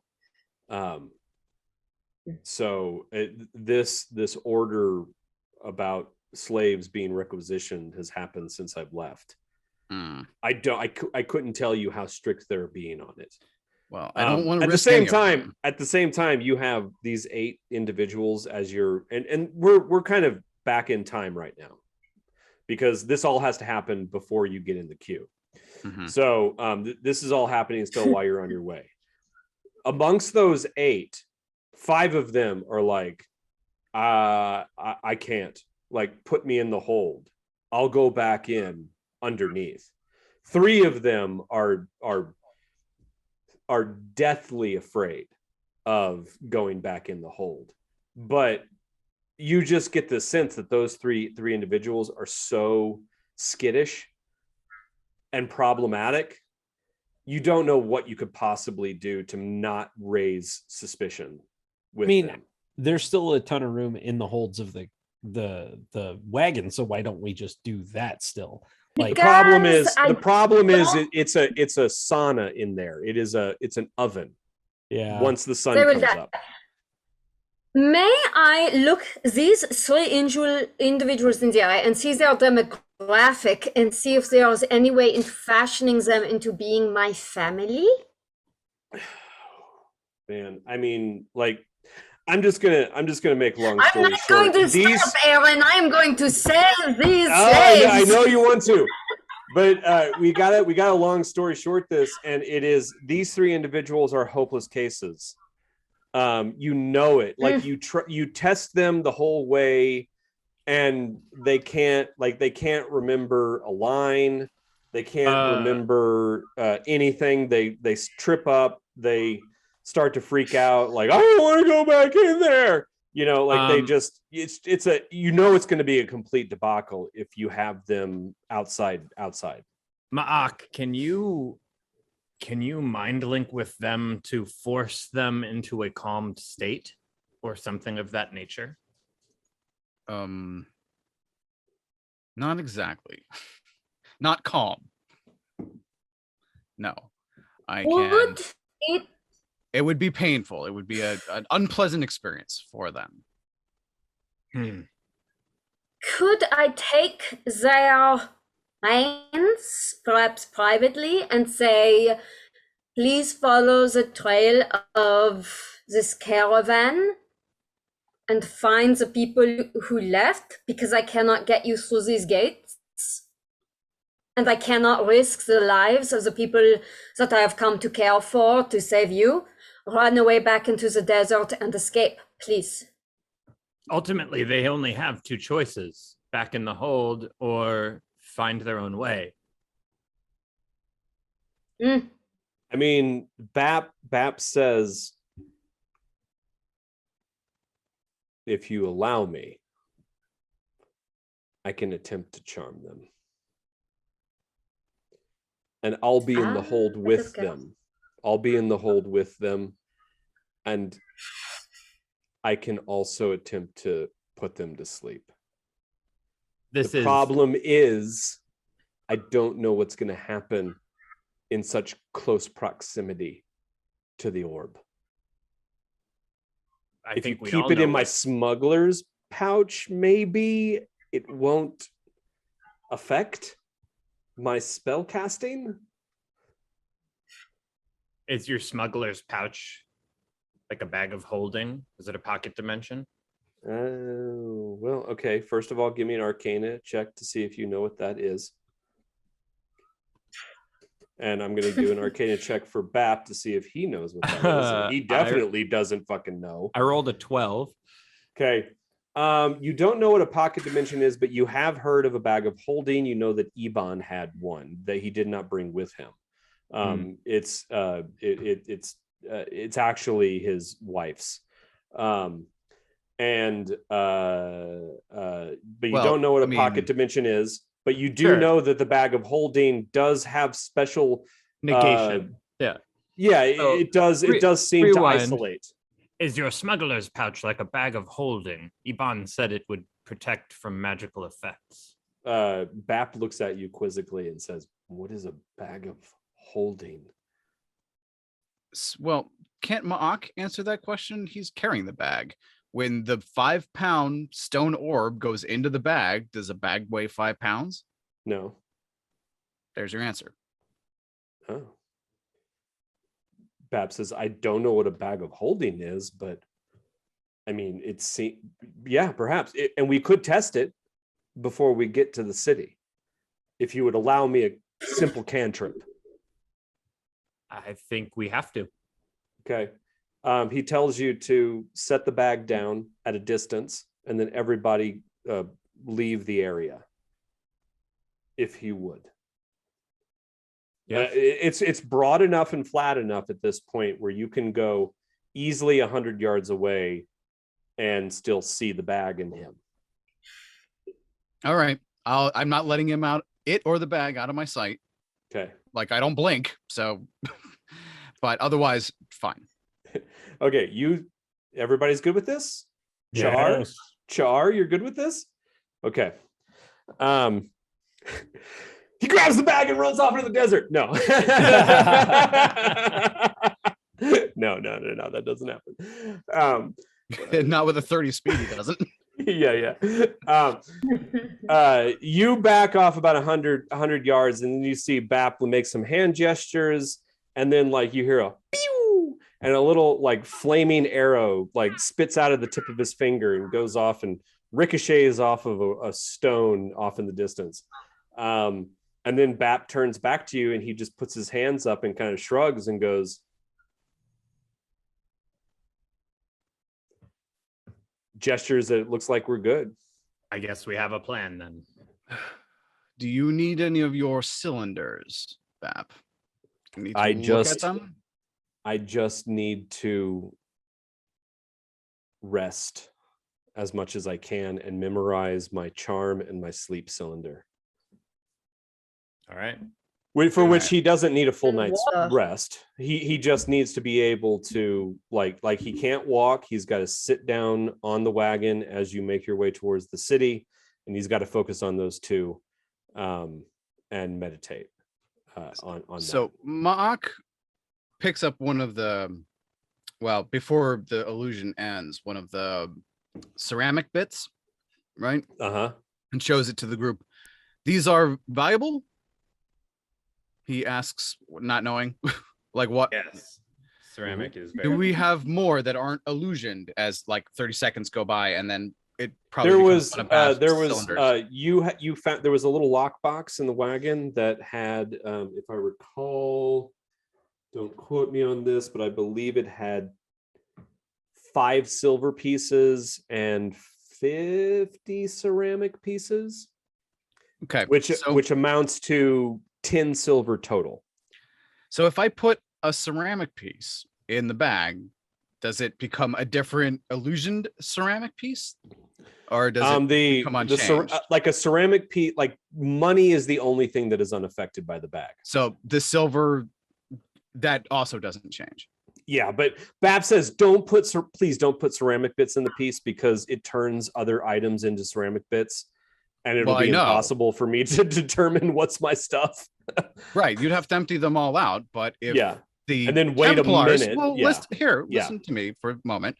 The Templars decide to help themselves to more than 2 pieces of silver. Don't you want to run the risk that they're going to grab a handful of actual ceramic bits rather than your illusioned cylinders? Well, typically what I do is I will open the bag up and I will pull everything out. And I will show them the silver and the ceramic. The Templar and the guards typically could give a shit about ceramic, but when they see silver, a little glint comes into their eye, and I can then dump the ceramic pieces back into the bag, which are my hidden items, because it takes a minute for them to revert to their normal state once they've been pulled from the bag. And then I can offer them up some silver if I feel like things aren't going my way. So we could always add the 5 silver from the caravan into the bag as an attempt to sweeten the pot, so to speak. And that way, when you are going through, and if that's acceptable to the rest of you, I will carry the treasure and give the Templars whatever they want to let us pass. Of course. Question about, there were 12 amphora wine with sigils. I assume that means sigils of someone else's trading house or whatever? Probably, yeah. So we can't have those, right? Well, perhaps Desi could give me a history check to see if she recognizes those sigils. Let us see what we can do. This actually won't be too high of a difficulty for this. We cannot do much at all. Oh, damn it. Okay. Let me think real quick. I think Char can give me a history check on this, as well as Craucus. And actually, Char's been to Tyr many times. Like, what does Char have to pay to get in, right? Well, Char, you've natural 20. Oh shit. Yeah, and Char, you've dealt with these guards too. So everything I said earlier about their description, you know who these individuals are. You just, as a dwarf from Kled, there's sort of a bit of a special relationship that you've established between Kled and the city, because you purchase a lot of Agafari wood. So they tend to, when they hear that you're from Kled or recognize you, they don't give you as much difficulty. The problem is now you're amongst all of these outlanders who are obviously not Kledites. Would we have come through Kled situation? And he's just catching a ride with us? Yeah, it's possible, but they'll probably let Char go through, without too much worry, but BAP says they'll still, bother. Do we want to bother split you up? most likely. Will we have better luck being in different groups? Theoretically, if Char wants to go through by himself, he probably could get through pretty quickly. I don't know if we want to, no offense, be associated with a second Exarch. Not that we're really making a public statement of the first one, but at least as far as these Templars are concerned, again, I'm just paranoid. I assume that they're just going to try to enslave us because that seems to be what Templars at the gates of cities do. At least that's my Ox experience. Now, here's hold on a second. Let's back up just a bit because I want to get back to these history checks. Now, did you roll a history for that wine, those amphora? Thought I did. Do you remember what you rolled? Because Char rolled an 11, but okay. Joseph said he rolled a 20, but I don't see. Yeah, okay. I just wanted to make sure before I move forward. Oh yeah. Crowcus rolled a 20. But Char would not have much experience with this wine because it's definitely out of his price range. However, Crowcus, you are actually quite familiar with this wine, having drank it after most of your successful bouts when you were an enslaved gladiator. Yes. This is the coveted Astocles wine of House Astocles. Probably some of the best wine in all of the tablelands. It is a white wine. It is incredibly tart but very potent, and so you recognize that symbol like once you're given an opportunity to look at it. Now here's the problem. Give me a wisdom save. Okay, just a regular straight wisdom save. How about something I get a huge bonus in instead? No, because there's no That's ability fair. for this. 2. As soon as Crowcus realizes this is Astocles wine, he pops the cork off of one of them and drains an entire amphora and is ready to go for another. Oh, this is Astocles wine. Glug, glug, glug, glug. Crowcus, we need that to get through the gates. Don't give a shit. Ma'ak, you may have to restrain this boy. Explain how. He's still glugging away on the first amphora. I mean, they're big. They're like 12 gallons apiece. The more you drink, the more you will shit. You know this. If he's not going to stop, since I'm short, can I punch him in the nuts? Yeah. I'm totally serious. That'll snap out of this. Give me an attack roll. I'll give you advantage because he's distracted. Where is that? You're just going to give me a straight. It's going to be a strength check, since you're doing this free-handed. Okay. And roll that twice. 21 and 9. 21 hits. 21 hits. Crowcus does crumple to the ground as you feel that that awful sensation that it's undescribable. And you're almost finished with the first amphora. It falls to the ground in the sand. And there's probably about 3 gallons of Astocles wine left in it, but it starts to glug down into the sand. Can I pick it up and have a victory drink? Yeah, I weakly try to grab at it while I'm clutching at my nuts and stomach. I just envision this scene like when Arnold punches the camel. Oh, yeah. A classic. A classic. Oh man, I'm going to give you bonus XP for that. So remember that for the end of that. That's the moment. That's the moment. I think the name of the episode is Crowcus Gets It in the Nuts. It worked. Okay, so should we? Is there anything that Crocus wants to do in response to this before we kind of short story it rather? No, he knows. He knows Okay, logically what he okay. did was wrong, and he is a bad boy. Okay. And This has happened many times. I wasn't using my wrist razors on that one. Okay. I mean, it was a mean punishment, but I understand why they got punished. Well, Crocus, you did have it coming, so at least you're a little drunk. He ain't gonna be coming anymore. Okay. Okay. All right. So I think we can basically say that at this point, you've basically got the plan down. Bap is going to be in the hold. He's going to use charm and sleep if he needs to. Sorry, go ahead, Emelie. He's going to keep people calm. Yes, go on. Yeah, charm, and then if necessary, sleep. Hopefully, one or the two will work. Try not to die.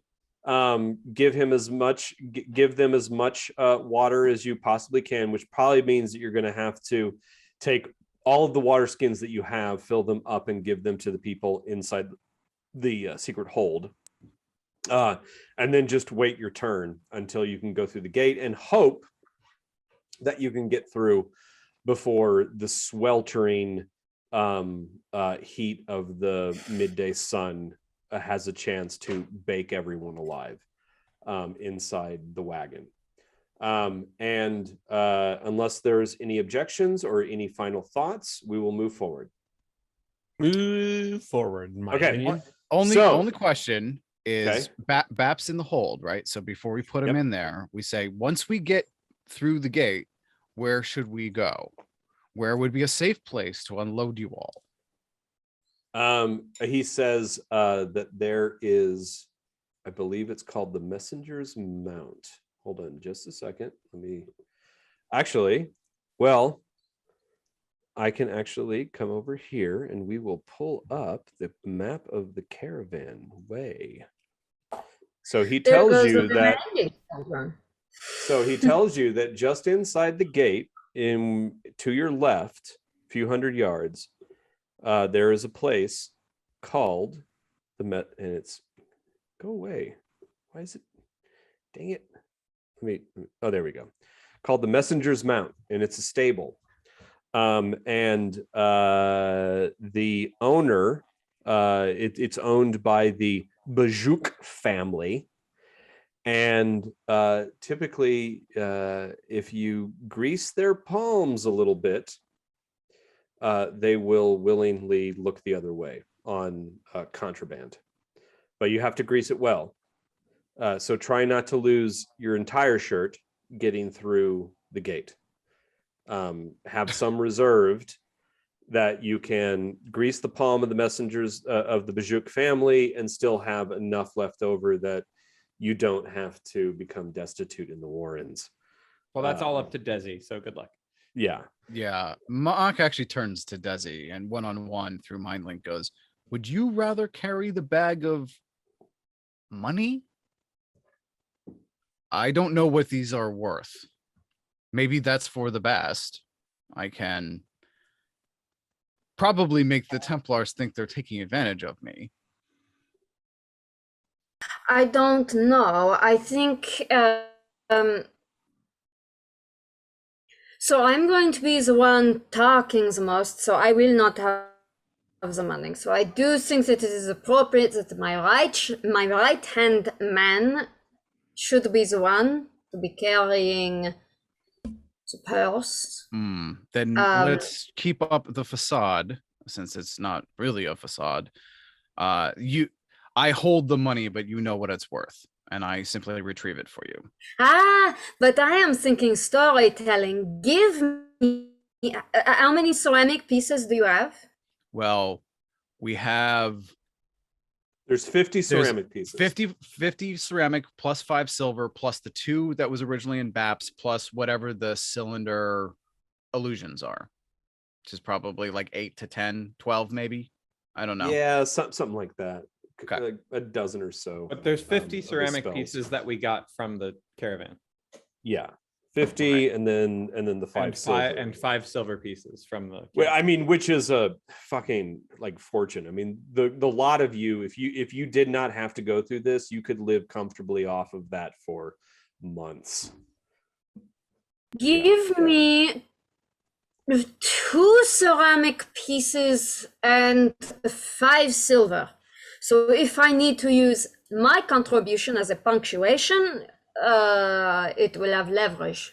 All right then. Okay. What did I just say? 2 ceramic, 5 silver. Okay. And how much silver did Bap have in his bag? 2 silver 2 pieces. silver. Did I say silver or gold? 2 Silver. No, we don't Silver. know gold. Yeah, Gold? no, Are you kidding me? Who Zero do you gold. think you are? Kings? Princes? Right. Oh, silver. Okay. Mhm. Okay, so can we move forward now? I would also like to let the say day that go. don't close whatever hatch there is on the people in the whatever the fuck it is. Don't close the hatch until we get actually to the gate so that there's circulation of the air. You could actually, what one of the people that's acting as the caravan guard, their clever idea is to sort of hold the hatch open underneath, with the canvas kind of pulled back in a way that obscures it from outside view. Like basically, like he starts working, like building up the cargo around the hatch itself, creating a screen, then holds the door open and using a palm frond that was part of the wagon, probably one of the caravan guards who was meant to fan Garrow to keep him cool, starts to use the palm frond to pretend like they're fanning Craucus, which they are in fact doing, but the sweep is just a little longer in the arc, and they're fanning down into the hold as they do. You have done this before. Oh, you're very good. I like this so much. Listen, All right. I just know what it's like to be really fucking hot. Well, you keep this up. This is great idea, and we'll keep them alive. So thank you very much for your experience and expertise. Forward. Okay. All right. So it does take several hours, and by the time you get up to your turn to go through the gate, the sun is almost at its zenith, maybe an hour away from that, and the temperature has risen to over 120 degrees. Unfortunately, by the time you get that close, the hatch has had to be closed for probably about 45 minutes. Oh God, they're dead. And the reason is because the wall of the city, which rises over 60 feet high, has guards standing atop of it who can easily see down. So they have to close it. And that's the moment where people below, it's maybe 15 minutes before you start to hear the moans and the groans. And then you can hear Bap laboriously casting his first spell. After that first spell, which you assume to be charm, most everyone quiets themselves, but there's still one person moaning and wailing. And then Bap starts to cast the second, which you assume to be sleep. And then everything goes quiet. And then you approach the gate. You stand before the monumental gates of Tyr. The doors themselves made of solid Agafari wood, dark gray blue wood, thick 18-inch thick timbers bound together by rusted iron. More iron you've ever seen in one place in your life. A fucking goddamn fortune worth of metal. The doors stand open outward against the buttressed towers that stand on either side of the gate. Atop the gate, you see guards, archers, dozens of them, manning it and observing everything, ready to fire at the drop of a hat. Inside the gate, you can see there are two designated lanes, an out lane and an in lane. In the out lane stands one god-awful fucking giant of a half giant. And in the in lane, another giant, not quite as big as him, perhaps as tall, but not quite as girthy. In the out lane, you see the half giant who stands there, kind of leaning. He sits, kind of reclining upon a giant stone plinth that's about 6 feet tall. There is a massive fucking mace, which I described before, must be the one that Bap had described. Planted firmly in Gromar, planted firmly in the soil, stopping anyone who attempts to leave the city.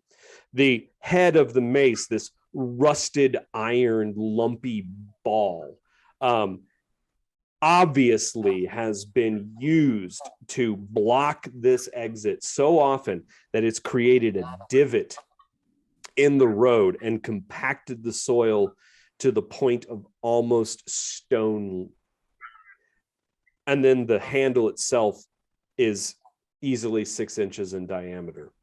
The half giant himself, who is halting individuals coming through with just an outstretched arm, doesn't even need to stand up, has a horrible burn down one entire side of his face. The skin has completely melted into his neck, and it's melted across his chest and down into his arm and across his pec and down into his stomach. The armor that he wears is just bands of blackened leather that strap around his chest. He has massive bracers across his forearms. And then he has bracers around, leather straps around his thighs and legs, and he wears sandals. And he has a leather skirt of braided, black braided leather studded in iron studs.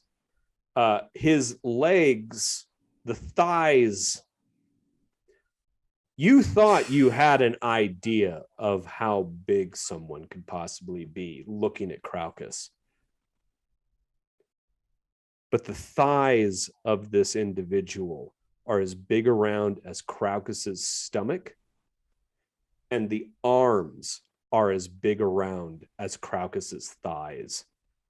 And when he stands, lumbers up, and stands astride the exit, he's at least a head and a half taller than Craucus, who stands 11 feet tall.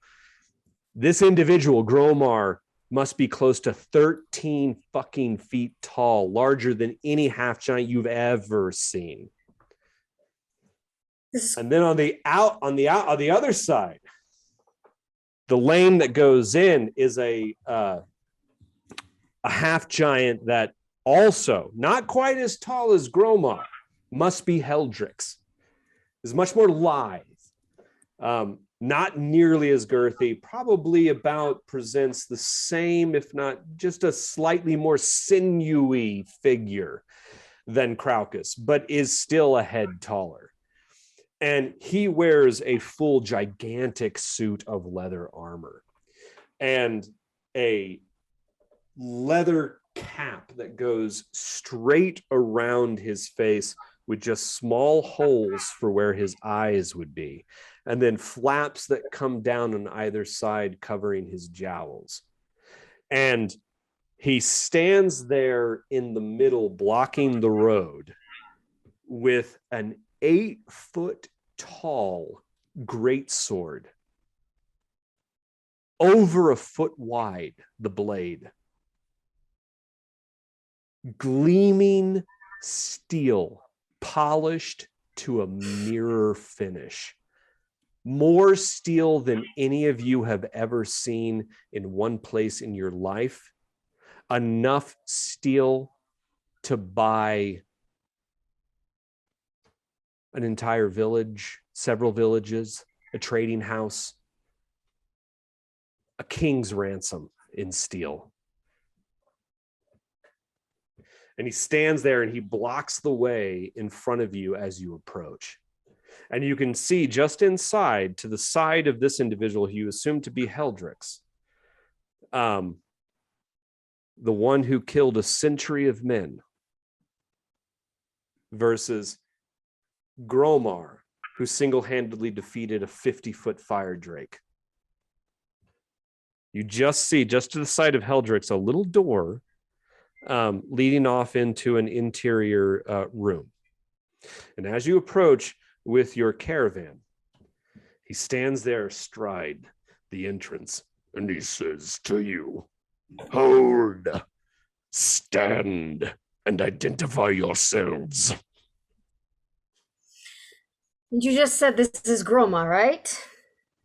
This is Heldrix. Gromar is occupying the outward lane.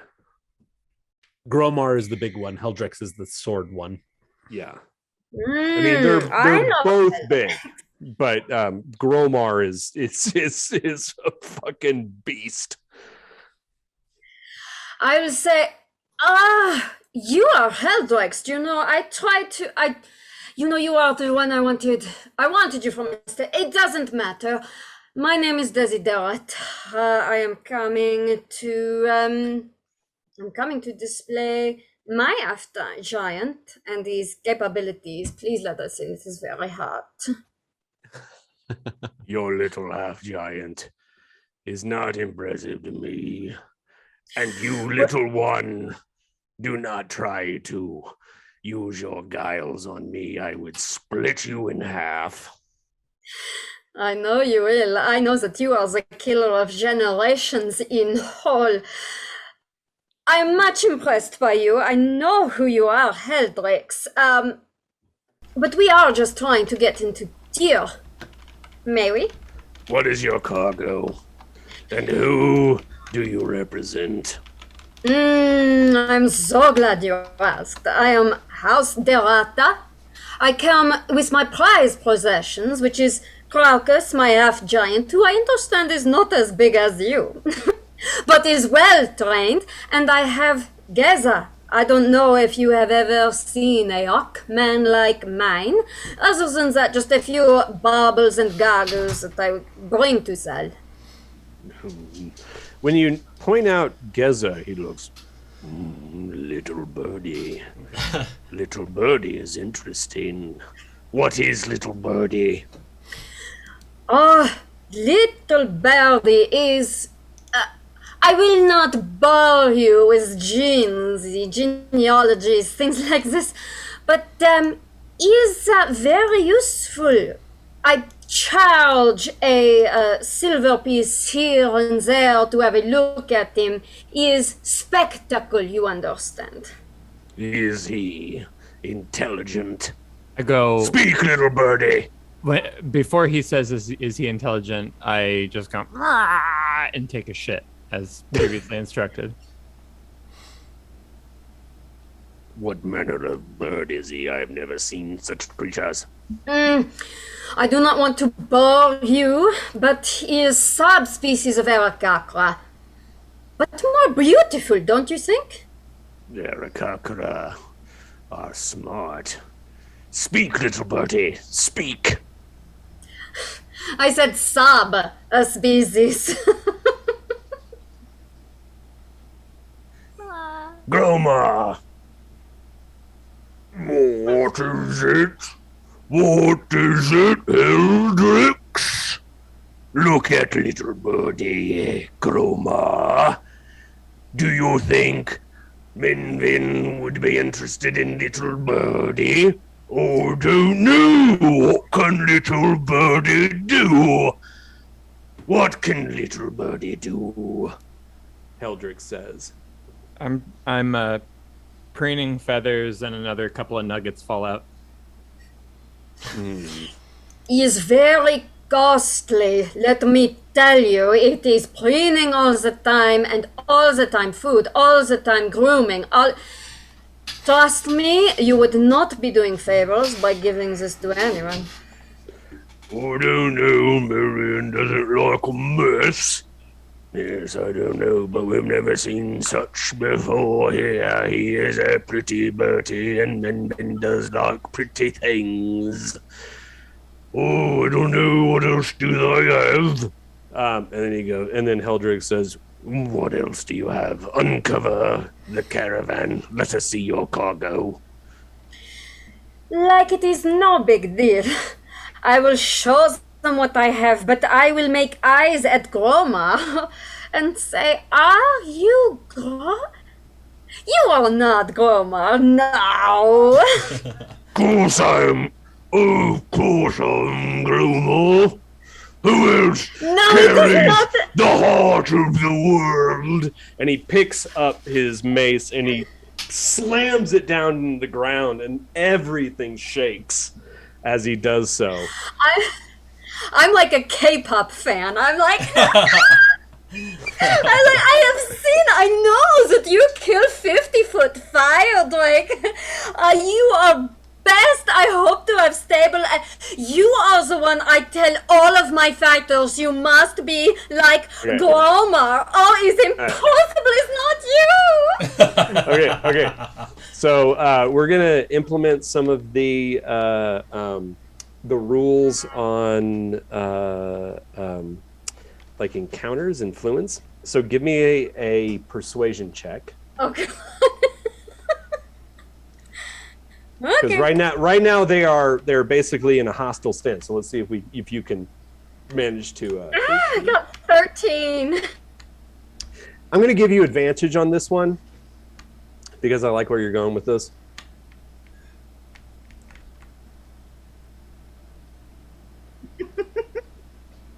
So go roll again. Oh, right. Yeah. We all zone out. I got a 16 on my reroll. Okay. You can see Gromar starting to cool a little bit. Now give me a standard persuasion check for Heldrix. How do I do a stand? Just a regular. Like it's just one. No would persuasion. Yeah. No, it's bad. It's a 9. You can see like Heldrix is kind of holding firm and getting a little flustered. I don't mind pitting them against each other. I know there's a lot to be gained on pitting people against each other with jealousy. Gromar says, "Oh yes, fighting the great fire Drix. Fear more. My greatest hour. It's why I'm positioned here, stationed at the caravan gate. It's my greatest hour." Heldrix goes, "Gromar, shut your trap. Don't you see what she's doing to you? Besides, she's too little for you anyway." I'll interrupt him and just say, "But you should be in Palace, you don't understand. We have heard of your stories and we try to recreate them every day. You should not be serving for anyone. Look at you. Oh, you are ideal. We can only hope to ever live up to." Okay, quick pen, Aaron. At this point, can Ma'ak discern, since he's, these are sleepers, but which one he thinks is the more adversarial? It sounds like Heldrix, right? It's pretty easy. I'm not going to make you roll. Well, roll an insight check, but the DC is going to be real low. Okay. Well, he's. I'm just trying to be fair because Mock is, a bug person. Yeah. An 11, but that's enough. I mean, okay. You get a sense that Gromar is definitely getting into this, and Heldrick is getting frustrated. Okay. As Desi continues to lay on the flattery and position them, I am reading Heldrix's mind, his surface thoughts. He does not know that I am doing this. So you let me know what he's thinking as well as what he's saying, please. Heldrix right now is thinking Gromar is a fool. How many times does he have to fucking deal with Gromar's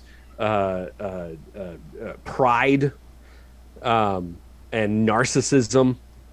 And he's about ready to call for Menvian, the Templar, to come down. Feed that psychically to Desi, and we'll continue to keep her updated. Okay. And you can see, like, at this point, Heldrix is really fidgeting with his sword planted firmly in the ground. I mean, it's probably embedded 1.5 feet into the ground, the tip. Who's the one? There. Sorry, it's the sword guy who should have been. Heldrix is the one with the sword. Mm-hmm. Gromar is the one with the giant fucking mace. And he's the one who blocked us in, or it's Heldrix is overseeing the road in. Okay. Gromar oversees the road out. So it's Heldrix who's owed the bribe right now, basically. Yeah. Okay. Yeah. That's my suggestion to Desi, as I basically will sort of get ready to start pulling things out of the bag. When but at this point, Heldrix does step in and go, "Enough of this, Gromar. Tend to the outward. Now you, pull that canvas off. Show us what you got."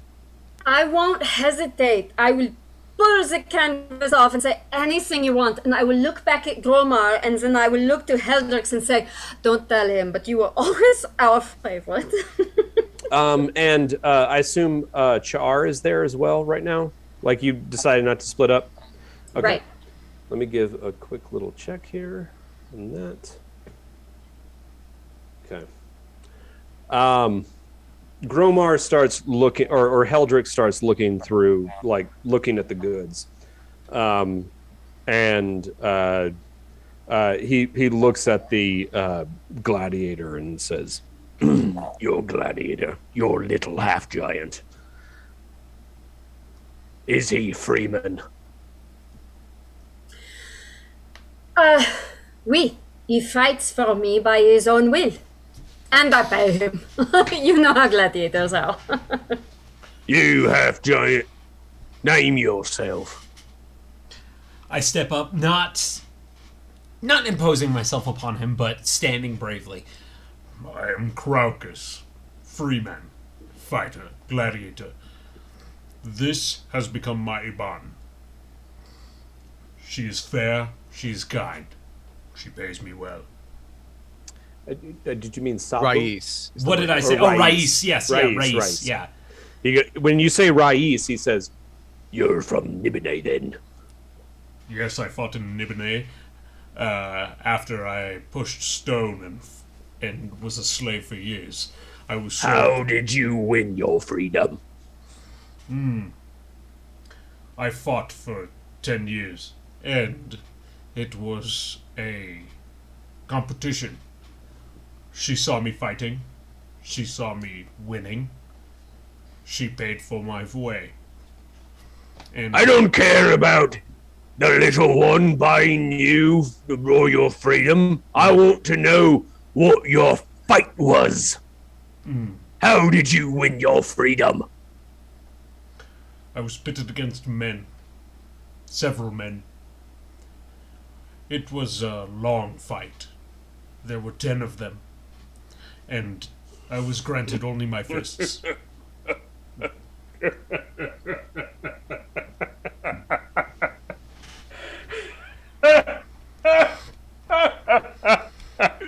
Gromar.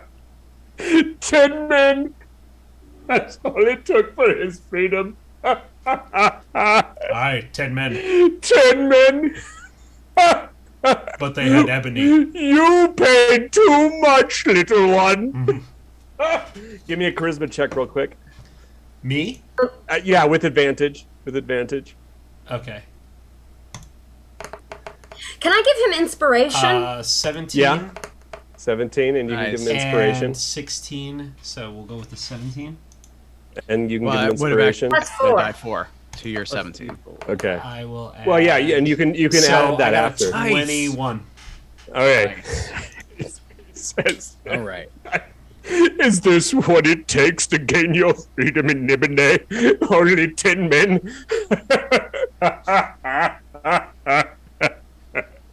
And he can't stop laughing. He's like, it's like half giant giggle fits.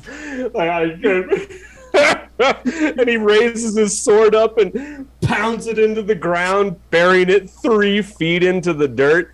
And it says, "We were fighting in the wrong city, Groma. We could have been out in a year."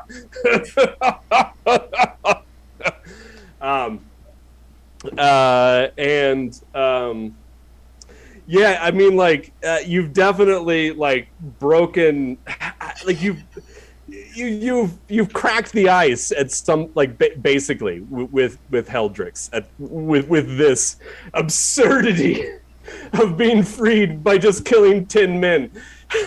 He says, "Do you know how many I killed? Do you know how many it took for me to kill in Kalux Arena to get free?" It was 100, if I recall correctly. It was 125. They say 100, but I counted every one of them. And damn anyone who says 100. 125! Men, women, half giants, half elves.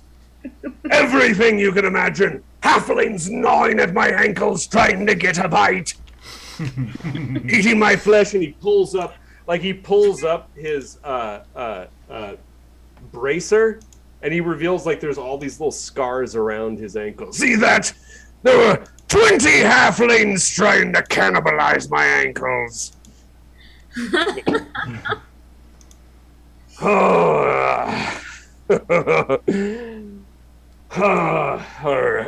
At this point, however, you've clearly broken the ice with these 2 half giants. Problem is, you've caused such a guffaw that a little man emerges from the door just to the side. He's wearing a black cassock that's trimmed out in gold. His hair is greased and plaited very firmly and tightly against his scalp in little curls. He wears a small silver circlet around his hair in the shape of pharaoh petals. Again, have the look of prickly pear cactus.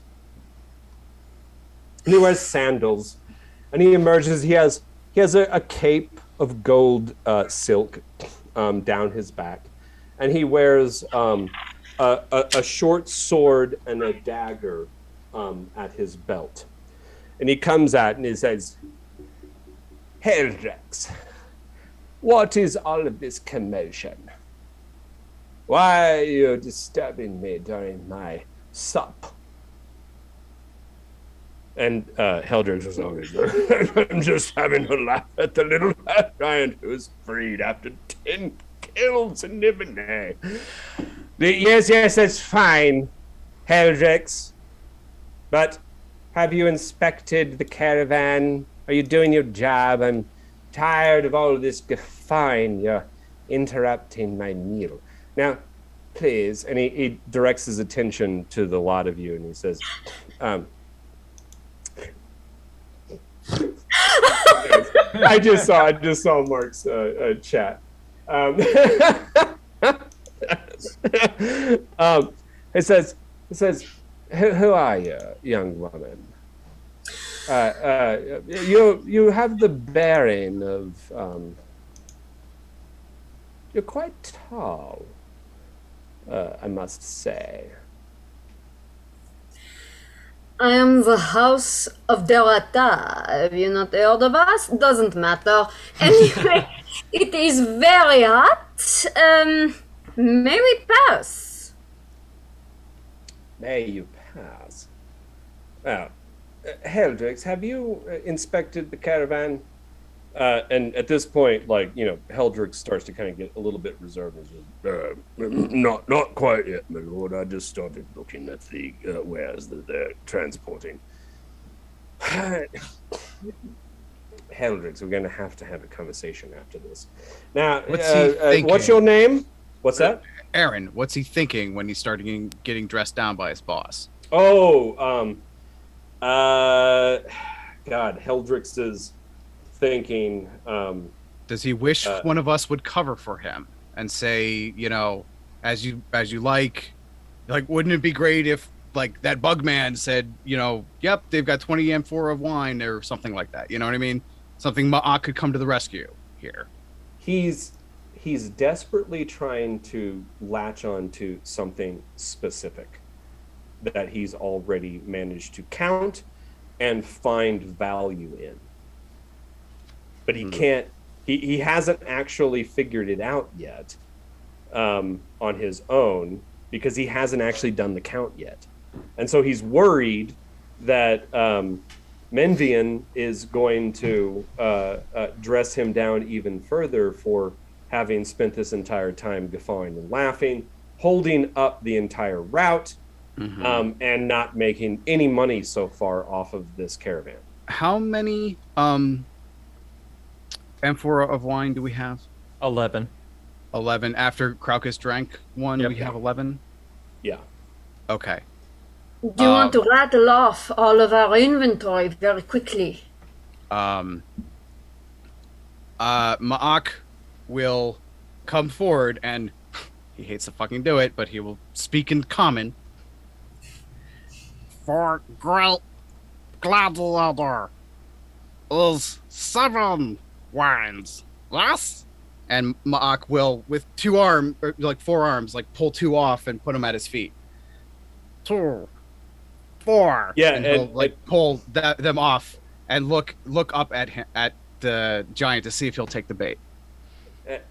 And I'm not even going to roll for it. He absolutely does. He says, "Oh, yes, my lord. I was just about to have the little bug take the 7 amphora for your larder." And you I must apologize for me. I am great fan of gladiators. I kept him talking. I am so pleased to see him. It is my bad.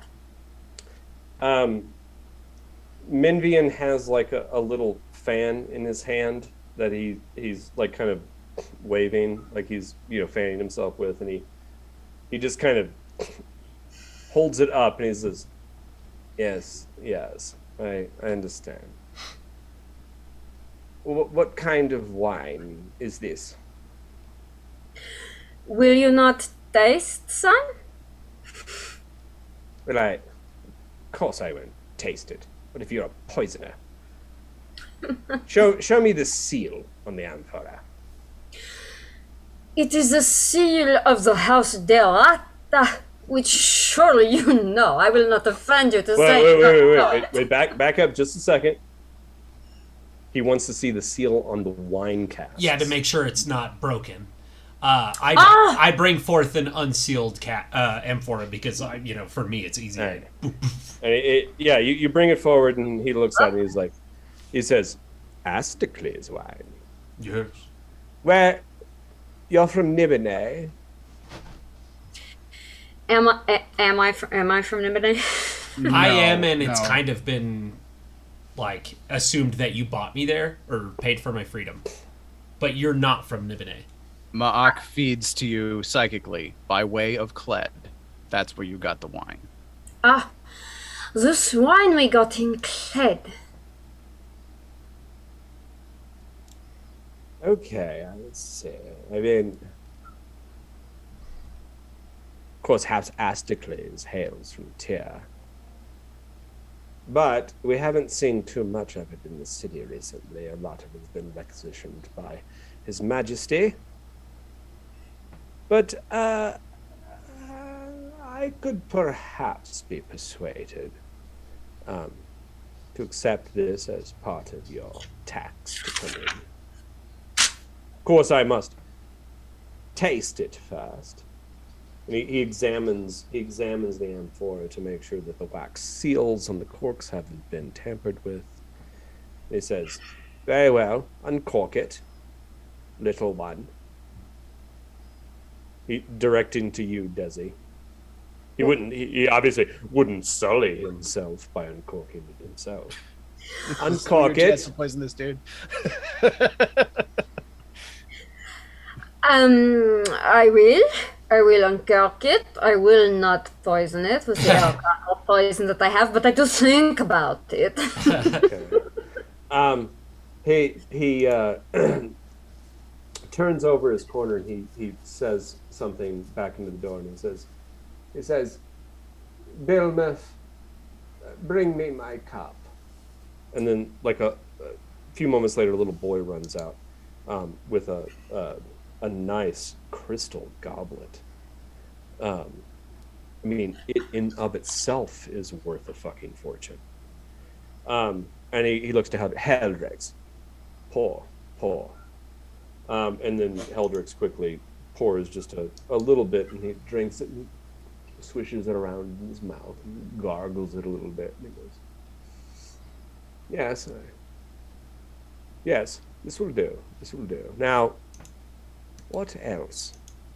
And he starts to kind of look at the rest of you. Who's the big fella that you're carrying with you? Is he a slave by chance? Are you talking about my gladiator? Oh, gladiator. Yes. And how much did you purchase him for? I assume from Nibene as well? I purchased him, as you know, for a great... You did not purchase me. You paid for my freedom. Ah, right. But he works for me. Here's one thing, though, Crocus, you would know in Nibene, as in many places in Athos, you would have been worth your weight in clay. Maybe worth your weight in silver, depending. Yeah. I will say, well, but you know, if I were to buy him, he would be worth his weight in ceramics. But he is free man. And so he works for me for percentage of his wins, and of course, for the stories I sing of you. He starts to wander back towards the back of the caravan where Crocus sits, and he goes, "Boy, tell me about yourself."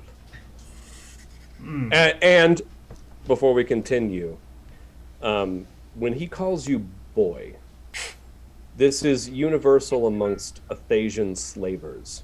Yeah. As he's addressing you as a slave.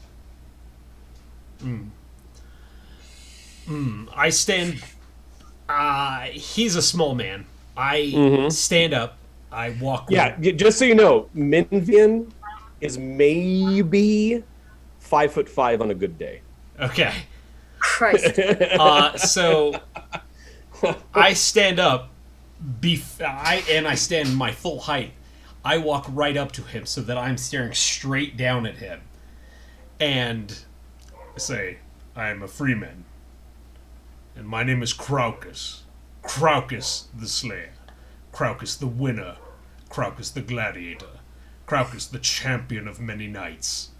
As you continue to talk, he starts to touch your calf and squeeze it.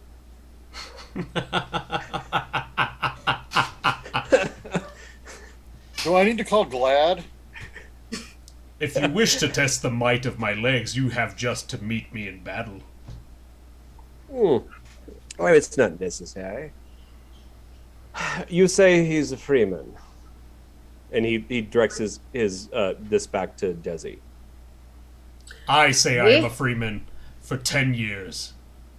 He kind of, when you say that, he kind of waves his little fan at you. He's a freeman, correct? It is agreed between us. And how can you assure that he is a freeman? And he, and as he does so, you can see him kind of rubbing his fingers together like this. Well, I can tell you for one, and I'm going to take a piece of silver out of my pocket. I can tell you for one. I can put it in his hand. For one, I cannot control him when he goes angry. And for two, I'm going to take another piece of silver out of my pocket. I cannot stop him drinking when he wants to drink. And for three, I'll pull out another silver piece of his hand. He will not stop embarrassing me whenever we are in public. I tell you, there is nothing we can do. And for four, and I'll pull out another piece, I will tell you that when I tell him not to kill people in the arena, if he wants to kill people, he will kill people. And I'll leave it at that. So I assume, you're offering him 4 silver? I'm offering him 4 silver. 4 silver. Four. Oh, 4. Okay. He says, "All right, I do believe you, little one, and I do assume that he'll be signing up for the free games come the High Festival in 3 weeks." Oh? Tell me more. Well, I assume that's why you're coming here to participate in the High Festival game. I go to nudge her. I also would be here. That'd be totally suspicious. Yeah, no, I go to nudge her and was like, the fights, milady. Well, we came here to fight, for sure. I am here to sign him up for everything. Tell me more. Of course. I'm sure that in Nibene, the high games are known by a different term. But I accept your tax. He takes the 4 coin, puts them in his pocket, and he says, "Now, tell me about your bird. It's quite exotic." He looks quite... In my preening, in all this time, I've been fucking my feathers up. Like, not pulling them out, but I'm not brushing them back. They're poofed and really disheveled. Okay. I'll take one look at him. I'm mustering as many loads as I can. There's a bunch of fresh shit under me. He's not trained very well. I tell you, he will not stop mussing his feathers and shitting. He looks good when he goes out, but yes, this is... I've heard this is my ball. I've heard that Nibene has some exquisite aviaries. Are you planning on selling the bird? For now, I will show him. For now, I will show him. Well, if you do plan on displaying him as a freak, then we will have to talk about such entertainment tariffs. Oh? Typically, the going rate is, how long do you plan on being in the city? Oh shit, Mark, how long do we plan on being in the city? At least until the high games.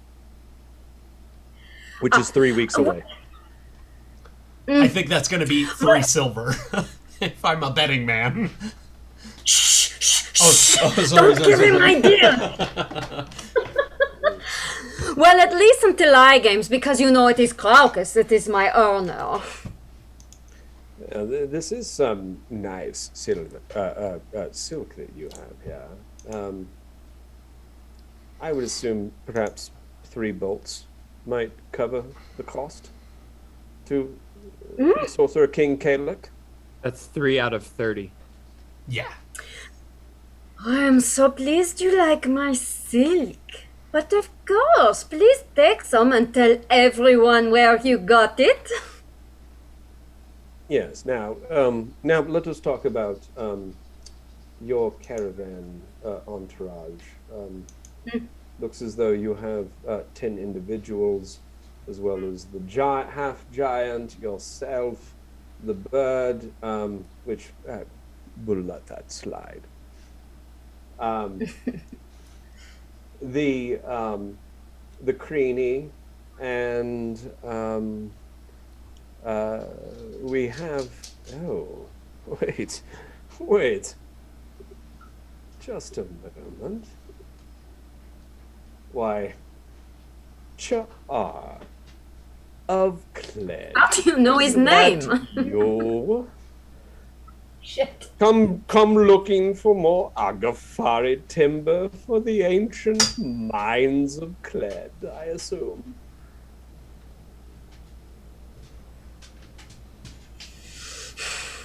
Is Char just going to be silent? Well, Char, we've dealt many times. You at this point know the entire process. And he waves his hand over to a giant barrel, 100-gallon barrel. Yes. And he says, you know what to do. Now, what he's referring to is there is a certain custom that known or suspected exarchs must do, which is called donating water to the city. They are required to go and cast create water in that thing until they have expended every possible spell they have to create water. And the reason why they do it, you know this well enough now, is because as soon as you cross through that gate, being a known exarch, you are going to have people swarm you from all sides asking for water. And you will no longer be able to provide it for them, which in turn degrades your status amongst the impoverished of the city. It's something they do intentionally to just to maintain leverage over the exarchs traveling in and out of the city. And he says, it's time. You know what to do. I attack him. Woof! Can I put my hand on it? Can I take a hard hand on his shoulder? On his shoulder? I mean, like, just so you know, like the you've had to do this every time you've gone into the city, and yeah, you can put your hand on him. So Desi immediately puts her hand out on your shoulder and holds you. Now, give me a strength check. Give me a strength check. Oh, not stronger than a dwarf. I am a frail human woman. Oh, God. Come on now. It's not a... Oh, I see. I got a 20. Oh, my God. Yeah, as you go towards Minvian, Desi grabs you and like grabs tight on your tunic and like actually holds you back.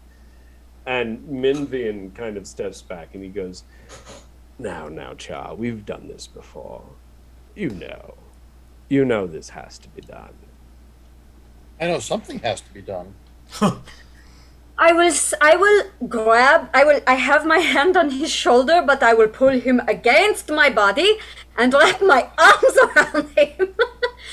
And I will say, this is my advisor of great position and renown.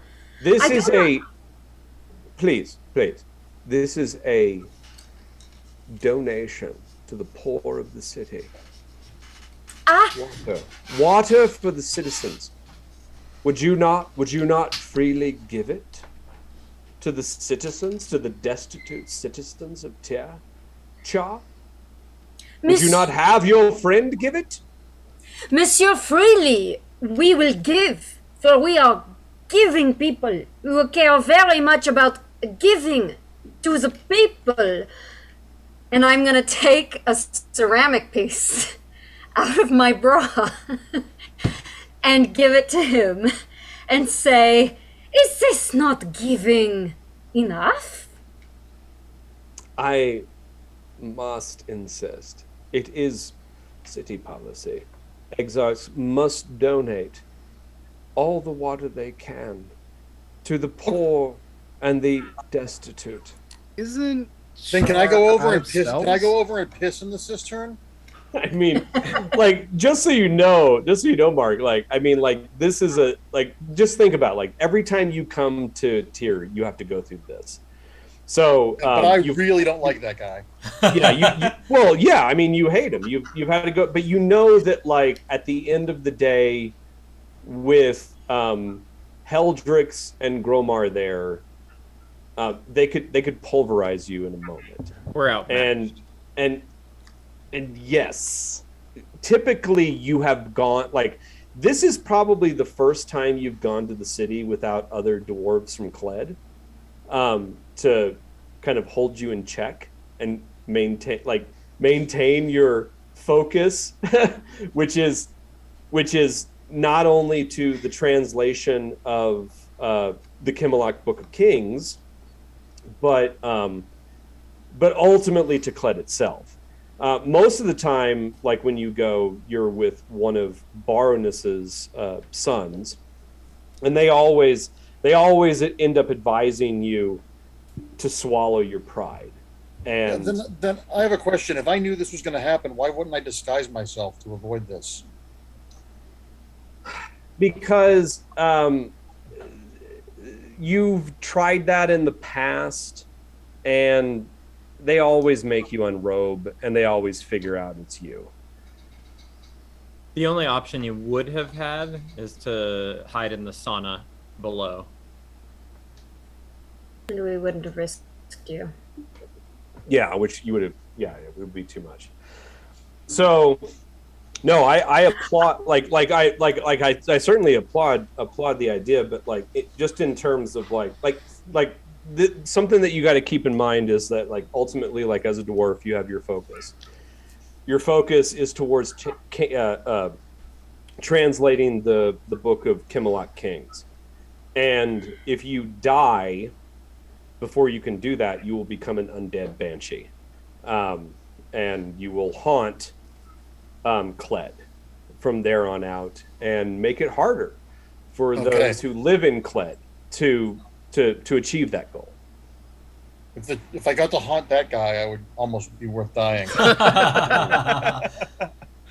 Maybe one. No, day. you know, new focus. You know, Mevian, you were trying to keep your head down. You were trying to, like, keep it so that they wouldn't notice you perhaps this time and focus on the rest of them. But you just felt this inkling in the back of your brain, like Mevian is an insidious motherfucker.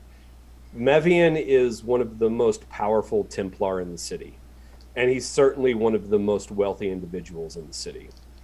And the motherfucker doesn't miss a fucking thing. So it's up to you.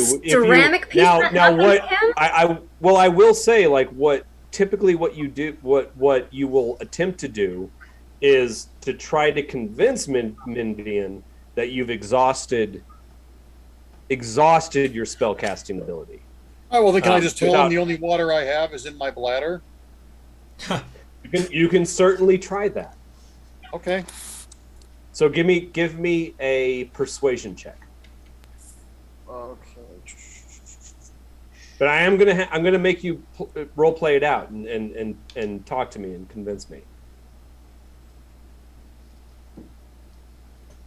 Actually, wait, before you roll that, actually try to convince me first, because it will ultimately adjust whether or not the difficulty level.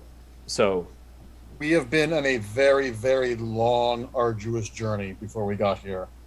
I've been using my water spells to keep us alive. I have no water to spare in my body unless you want what I can piss out at your feet. Look at us. Do you think I'm lying to you? I do have the flux and have 2 levels of exhaustion. Okay, yeah, and and not only that, but Desi has exhaustion. Do I? A bunch of you have exhaustion. Our bird is shitting everywhere. This bird doesn't look good. He looks messed up. Okay, he looks around. Okay, so give me persuasion with advantage.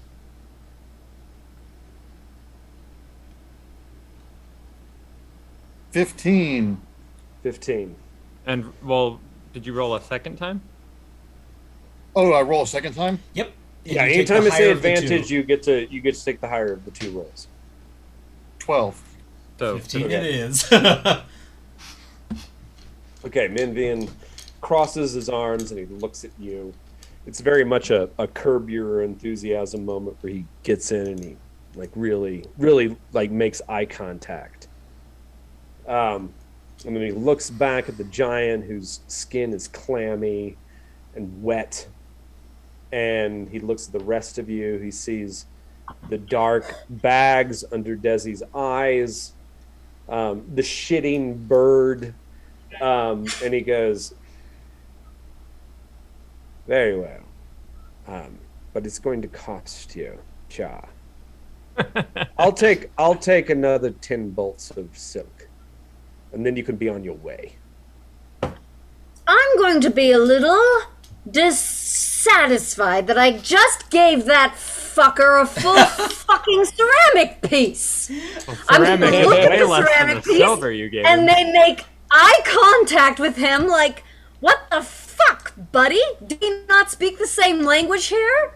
Can we give him some silk that Krauk has wiped his ass with? He didn't specify. You know what no, this is what Minvian does when you look at him like that. He takes the ceramic piece, which is about the size of a silver dollar, and it looks like a pizza pie. It's got all these little wedges kind of inscribed in it.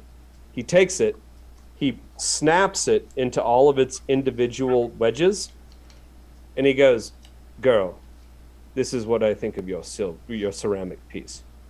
And he casts it off into the city. And immediately people rush and gather up the ceramic bits and praise Minvian. "Thank you, Lord Minvian. Thank you, Templar. Thank you for your generosity." And rush off. That's what I think of your paltry ceramic piece. But I will take the 10 bolts. I will take the 10 bolts, and you'll be glad of it. But I didn't take more. I could, if I chose, to do what I wish. But I'm feeling particularly generous because you made my giants laugh today. And when you make my giants laugh, it makes my life somewhat easier. And an angel gets its wings. So go on. Be on your way. Do not bother me again. Unless you're ready to pay real wages for real preference. You're not House Vordan. In fact, I should be asking who your patron is within Tyr. And if you do not have a patron yet, I suggest you find one forthwith. Now be on. And he looks to Heldrix and he says, "Heldrix, make sure that they move and present no more issues. We have a long line to process today." Sorry, go ahead. No, after you. I was just going to say Ma'ak begins to unload 13 bolts of silk. As he's doing that, I will watch Ma'ak. I will look at. I wrote his name down. He is in my book. Now you better watch out for. He is in my book. Mevian. And then I will look up at Heldrix and Gromar, and I will give them independently a wink.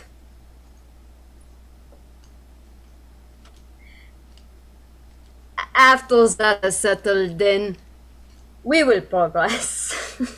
Okay. They do give a little wink back.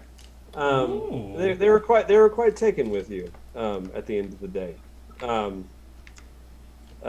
And you can enter into the city, and I think we will leave off with this grand view as you enter into the caravan way. Just a second to pull this up.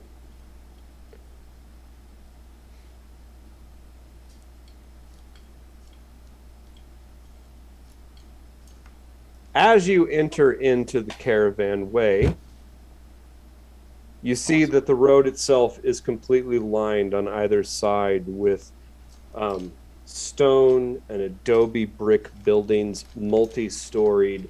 There are throngs of individuals passing here and there.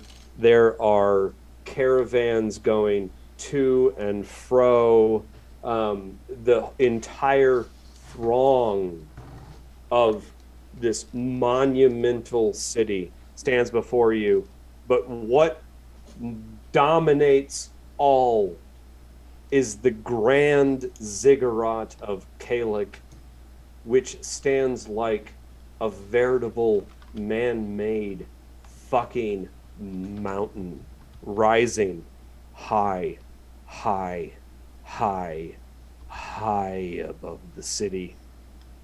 The peak is probably 800, 900, 1,000 feet high. Impossibly huge. Each tier a different color. The very top, a singular temple stands in crimson red, below which a brilliant orange, and then yellow, and then green, and blue, and indigo, and purple, all the way down, and a stairway that leads all the way up. And you can see dotted across its entire surface, like ants, thousands of workers desperately attempting to finish the structure.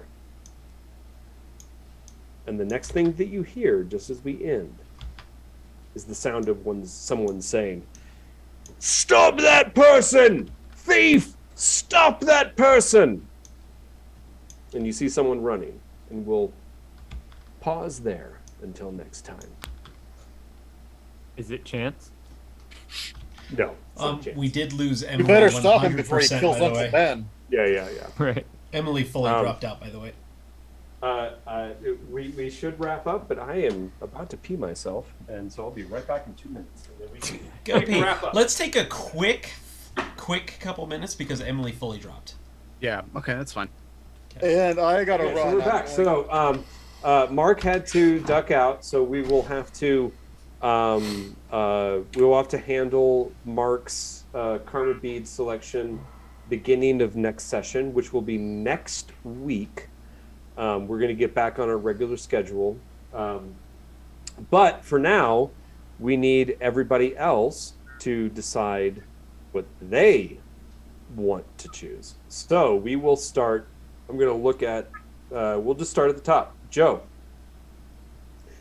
where do you want your bead? Where do you want your bead for this session to go? Group. So campaign? Yep.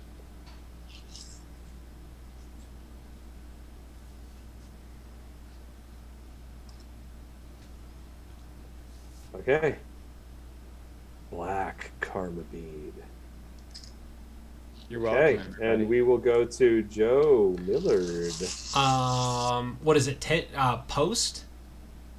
Yeah, signpost, signpost, character arc, campaign, or I haven't done Inspiration. I haven't done signpost yet, so I'll do signpost. And yeah, we don't have any signposts yet. So now, signpost is the one you don't get to see. I don't get to know if it's. No, nobody. Only I get to know. That's the only one that nobody gets to know. If it's good or bad. If it's good or bad. So that goes into signpost. Emelie.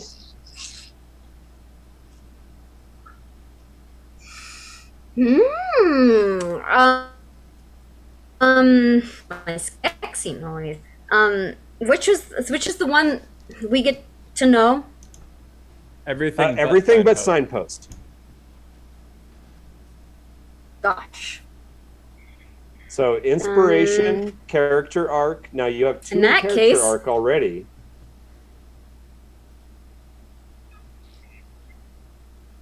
I'm gonna go character arc again. Boom.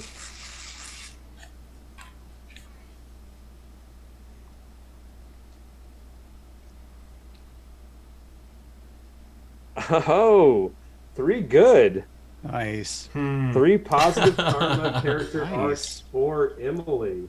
Good start for House Dorada. Yeah. Yeah, I'll say. Things are coming up Millhouse now. Yeah. And finally, Rob. Okay, well, I think I'm going to put it in signpost so that next time we play, we'll have one we can use. Yeah. Now, we won't know if it'll be good or bad, but hopefully it'll be something related to unloading the people from the wagon without being discovered. Right. Okay. Okie doke. Everything, well, until we get, next time we'll begin with Mark drawing his 2, since I gave him bonus XP for this session.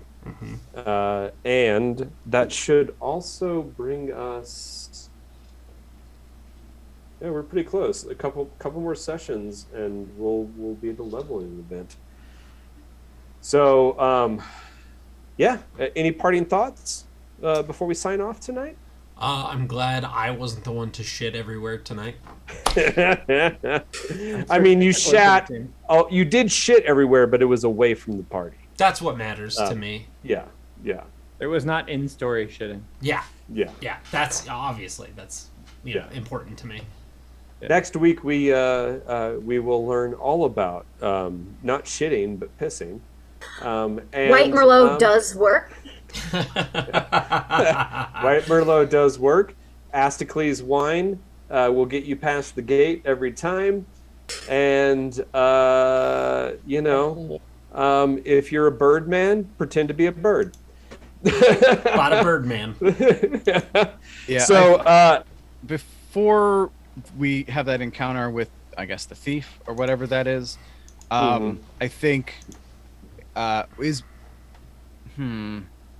guess Bap's still in the hold, so probably to Desi, Mock will ask, what's a patron? And why do we need one? Oh. We don't. Yeah. That Templars seem to think we did. Patrons are stupid. Basically, someone. My understanding is there is someone to vouch for you, someone to welcome you, introduce you to the people that you need to know, and at times give you financial and reputational currency. I think you're cutting out.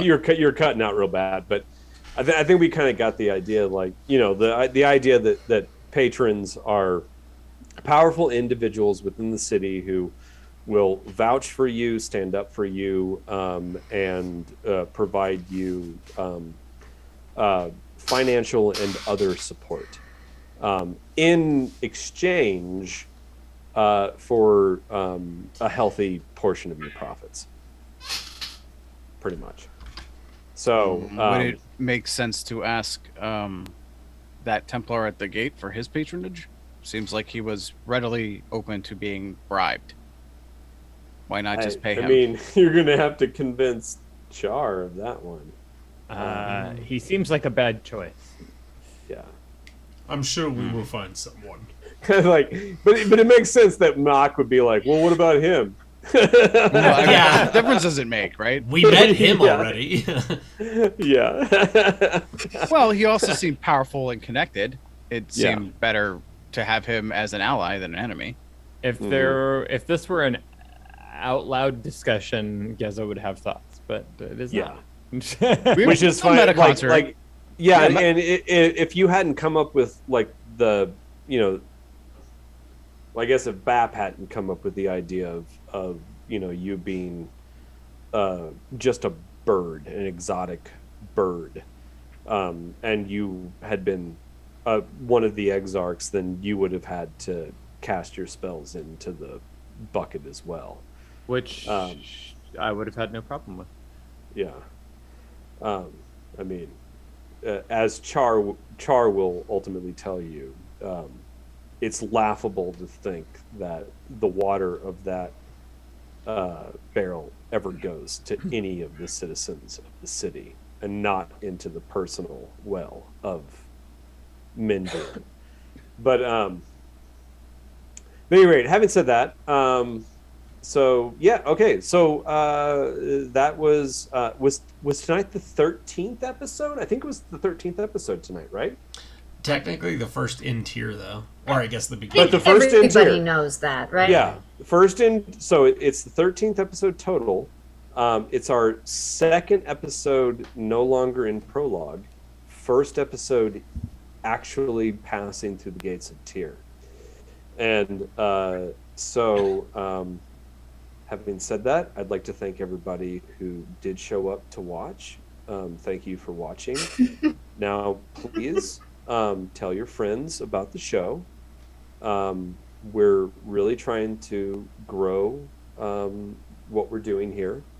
And please go check out our Patreon page. It's Adventure Hook on Patreon. And you can go there and you can see the entire archive of the original podcast that Rob and I did. Every single episode is available, no matter what tier you sign up for. And in those episodes, Rob and I just basically come up with ideas for games. Every single one. And there's like over 40 episodes of those. So all kinds of possibilities for campaigns, single arcs. In addition, we're now starting to build out the Patreon to center around what we're doing now with Dark Sun, Fire, and Sand.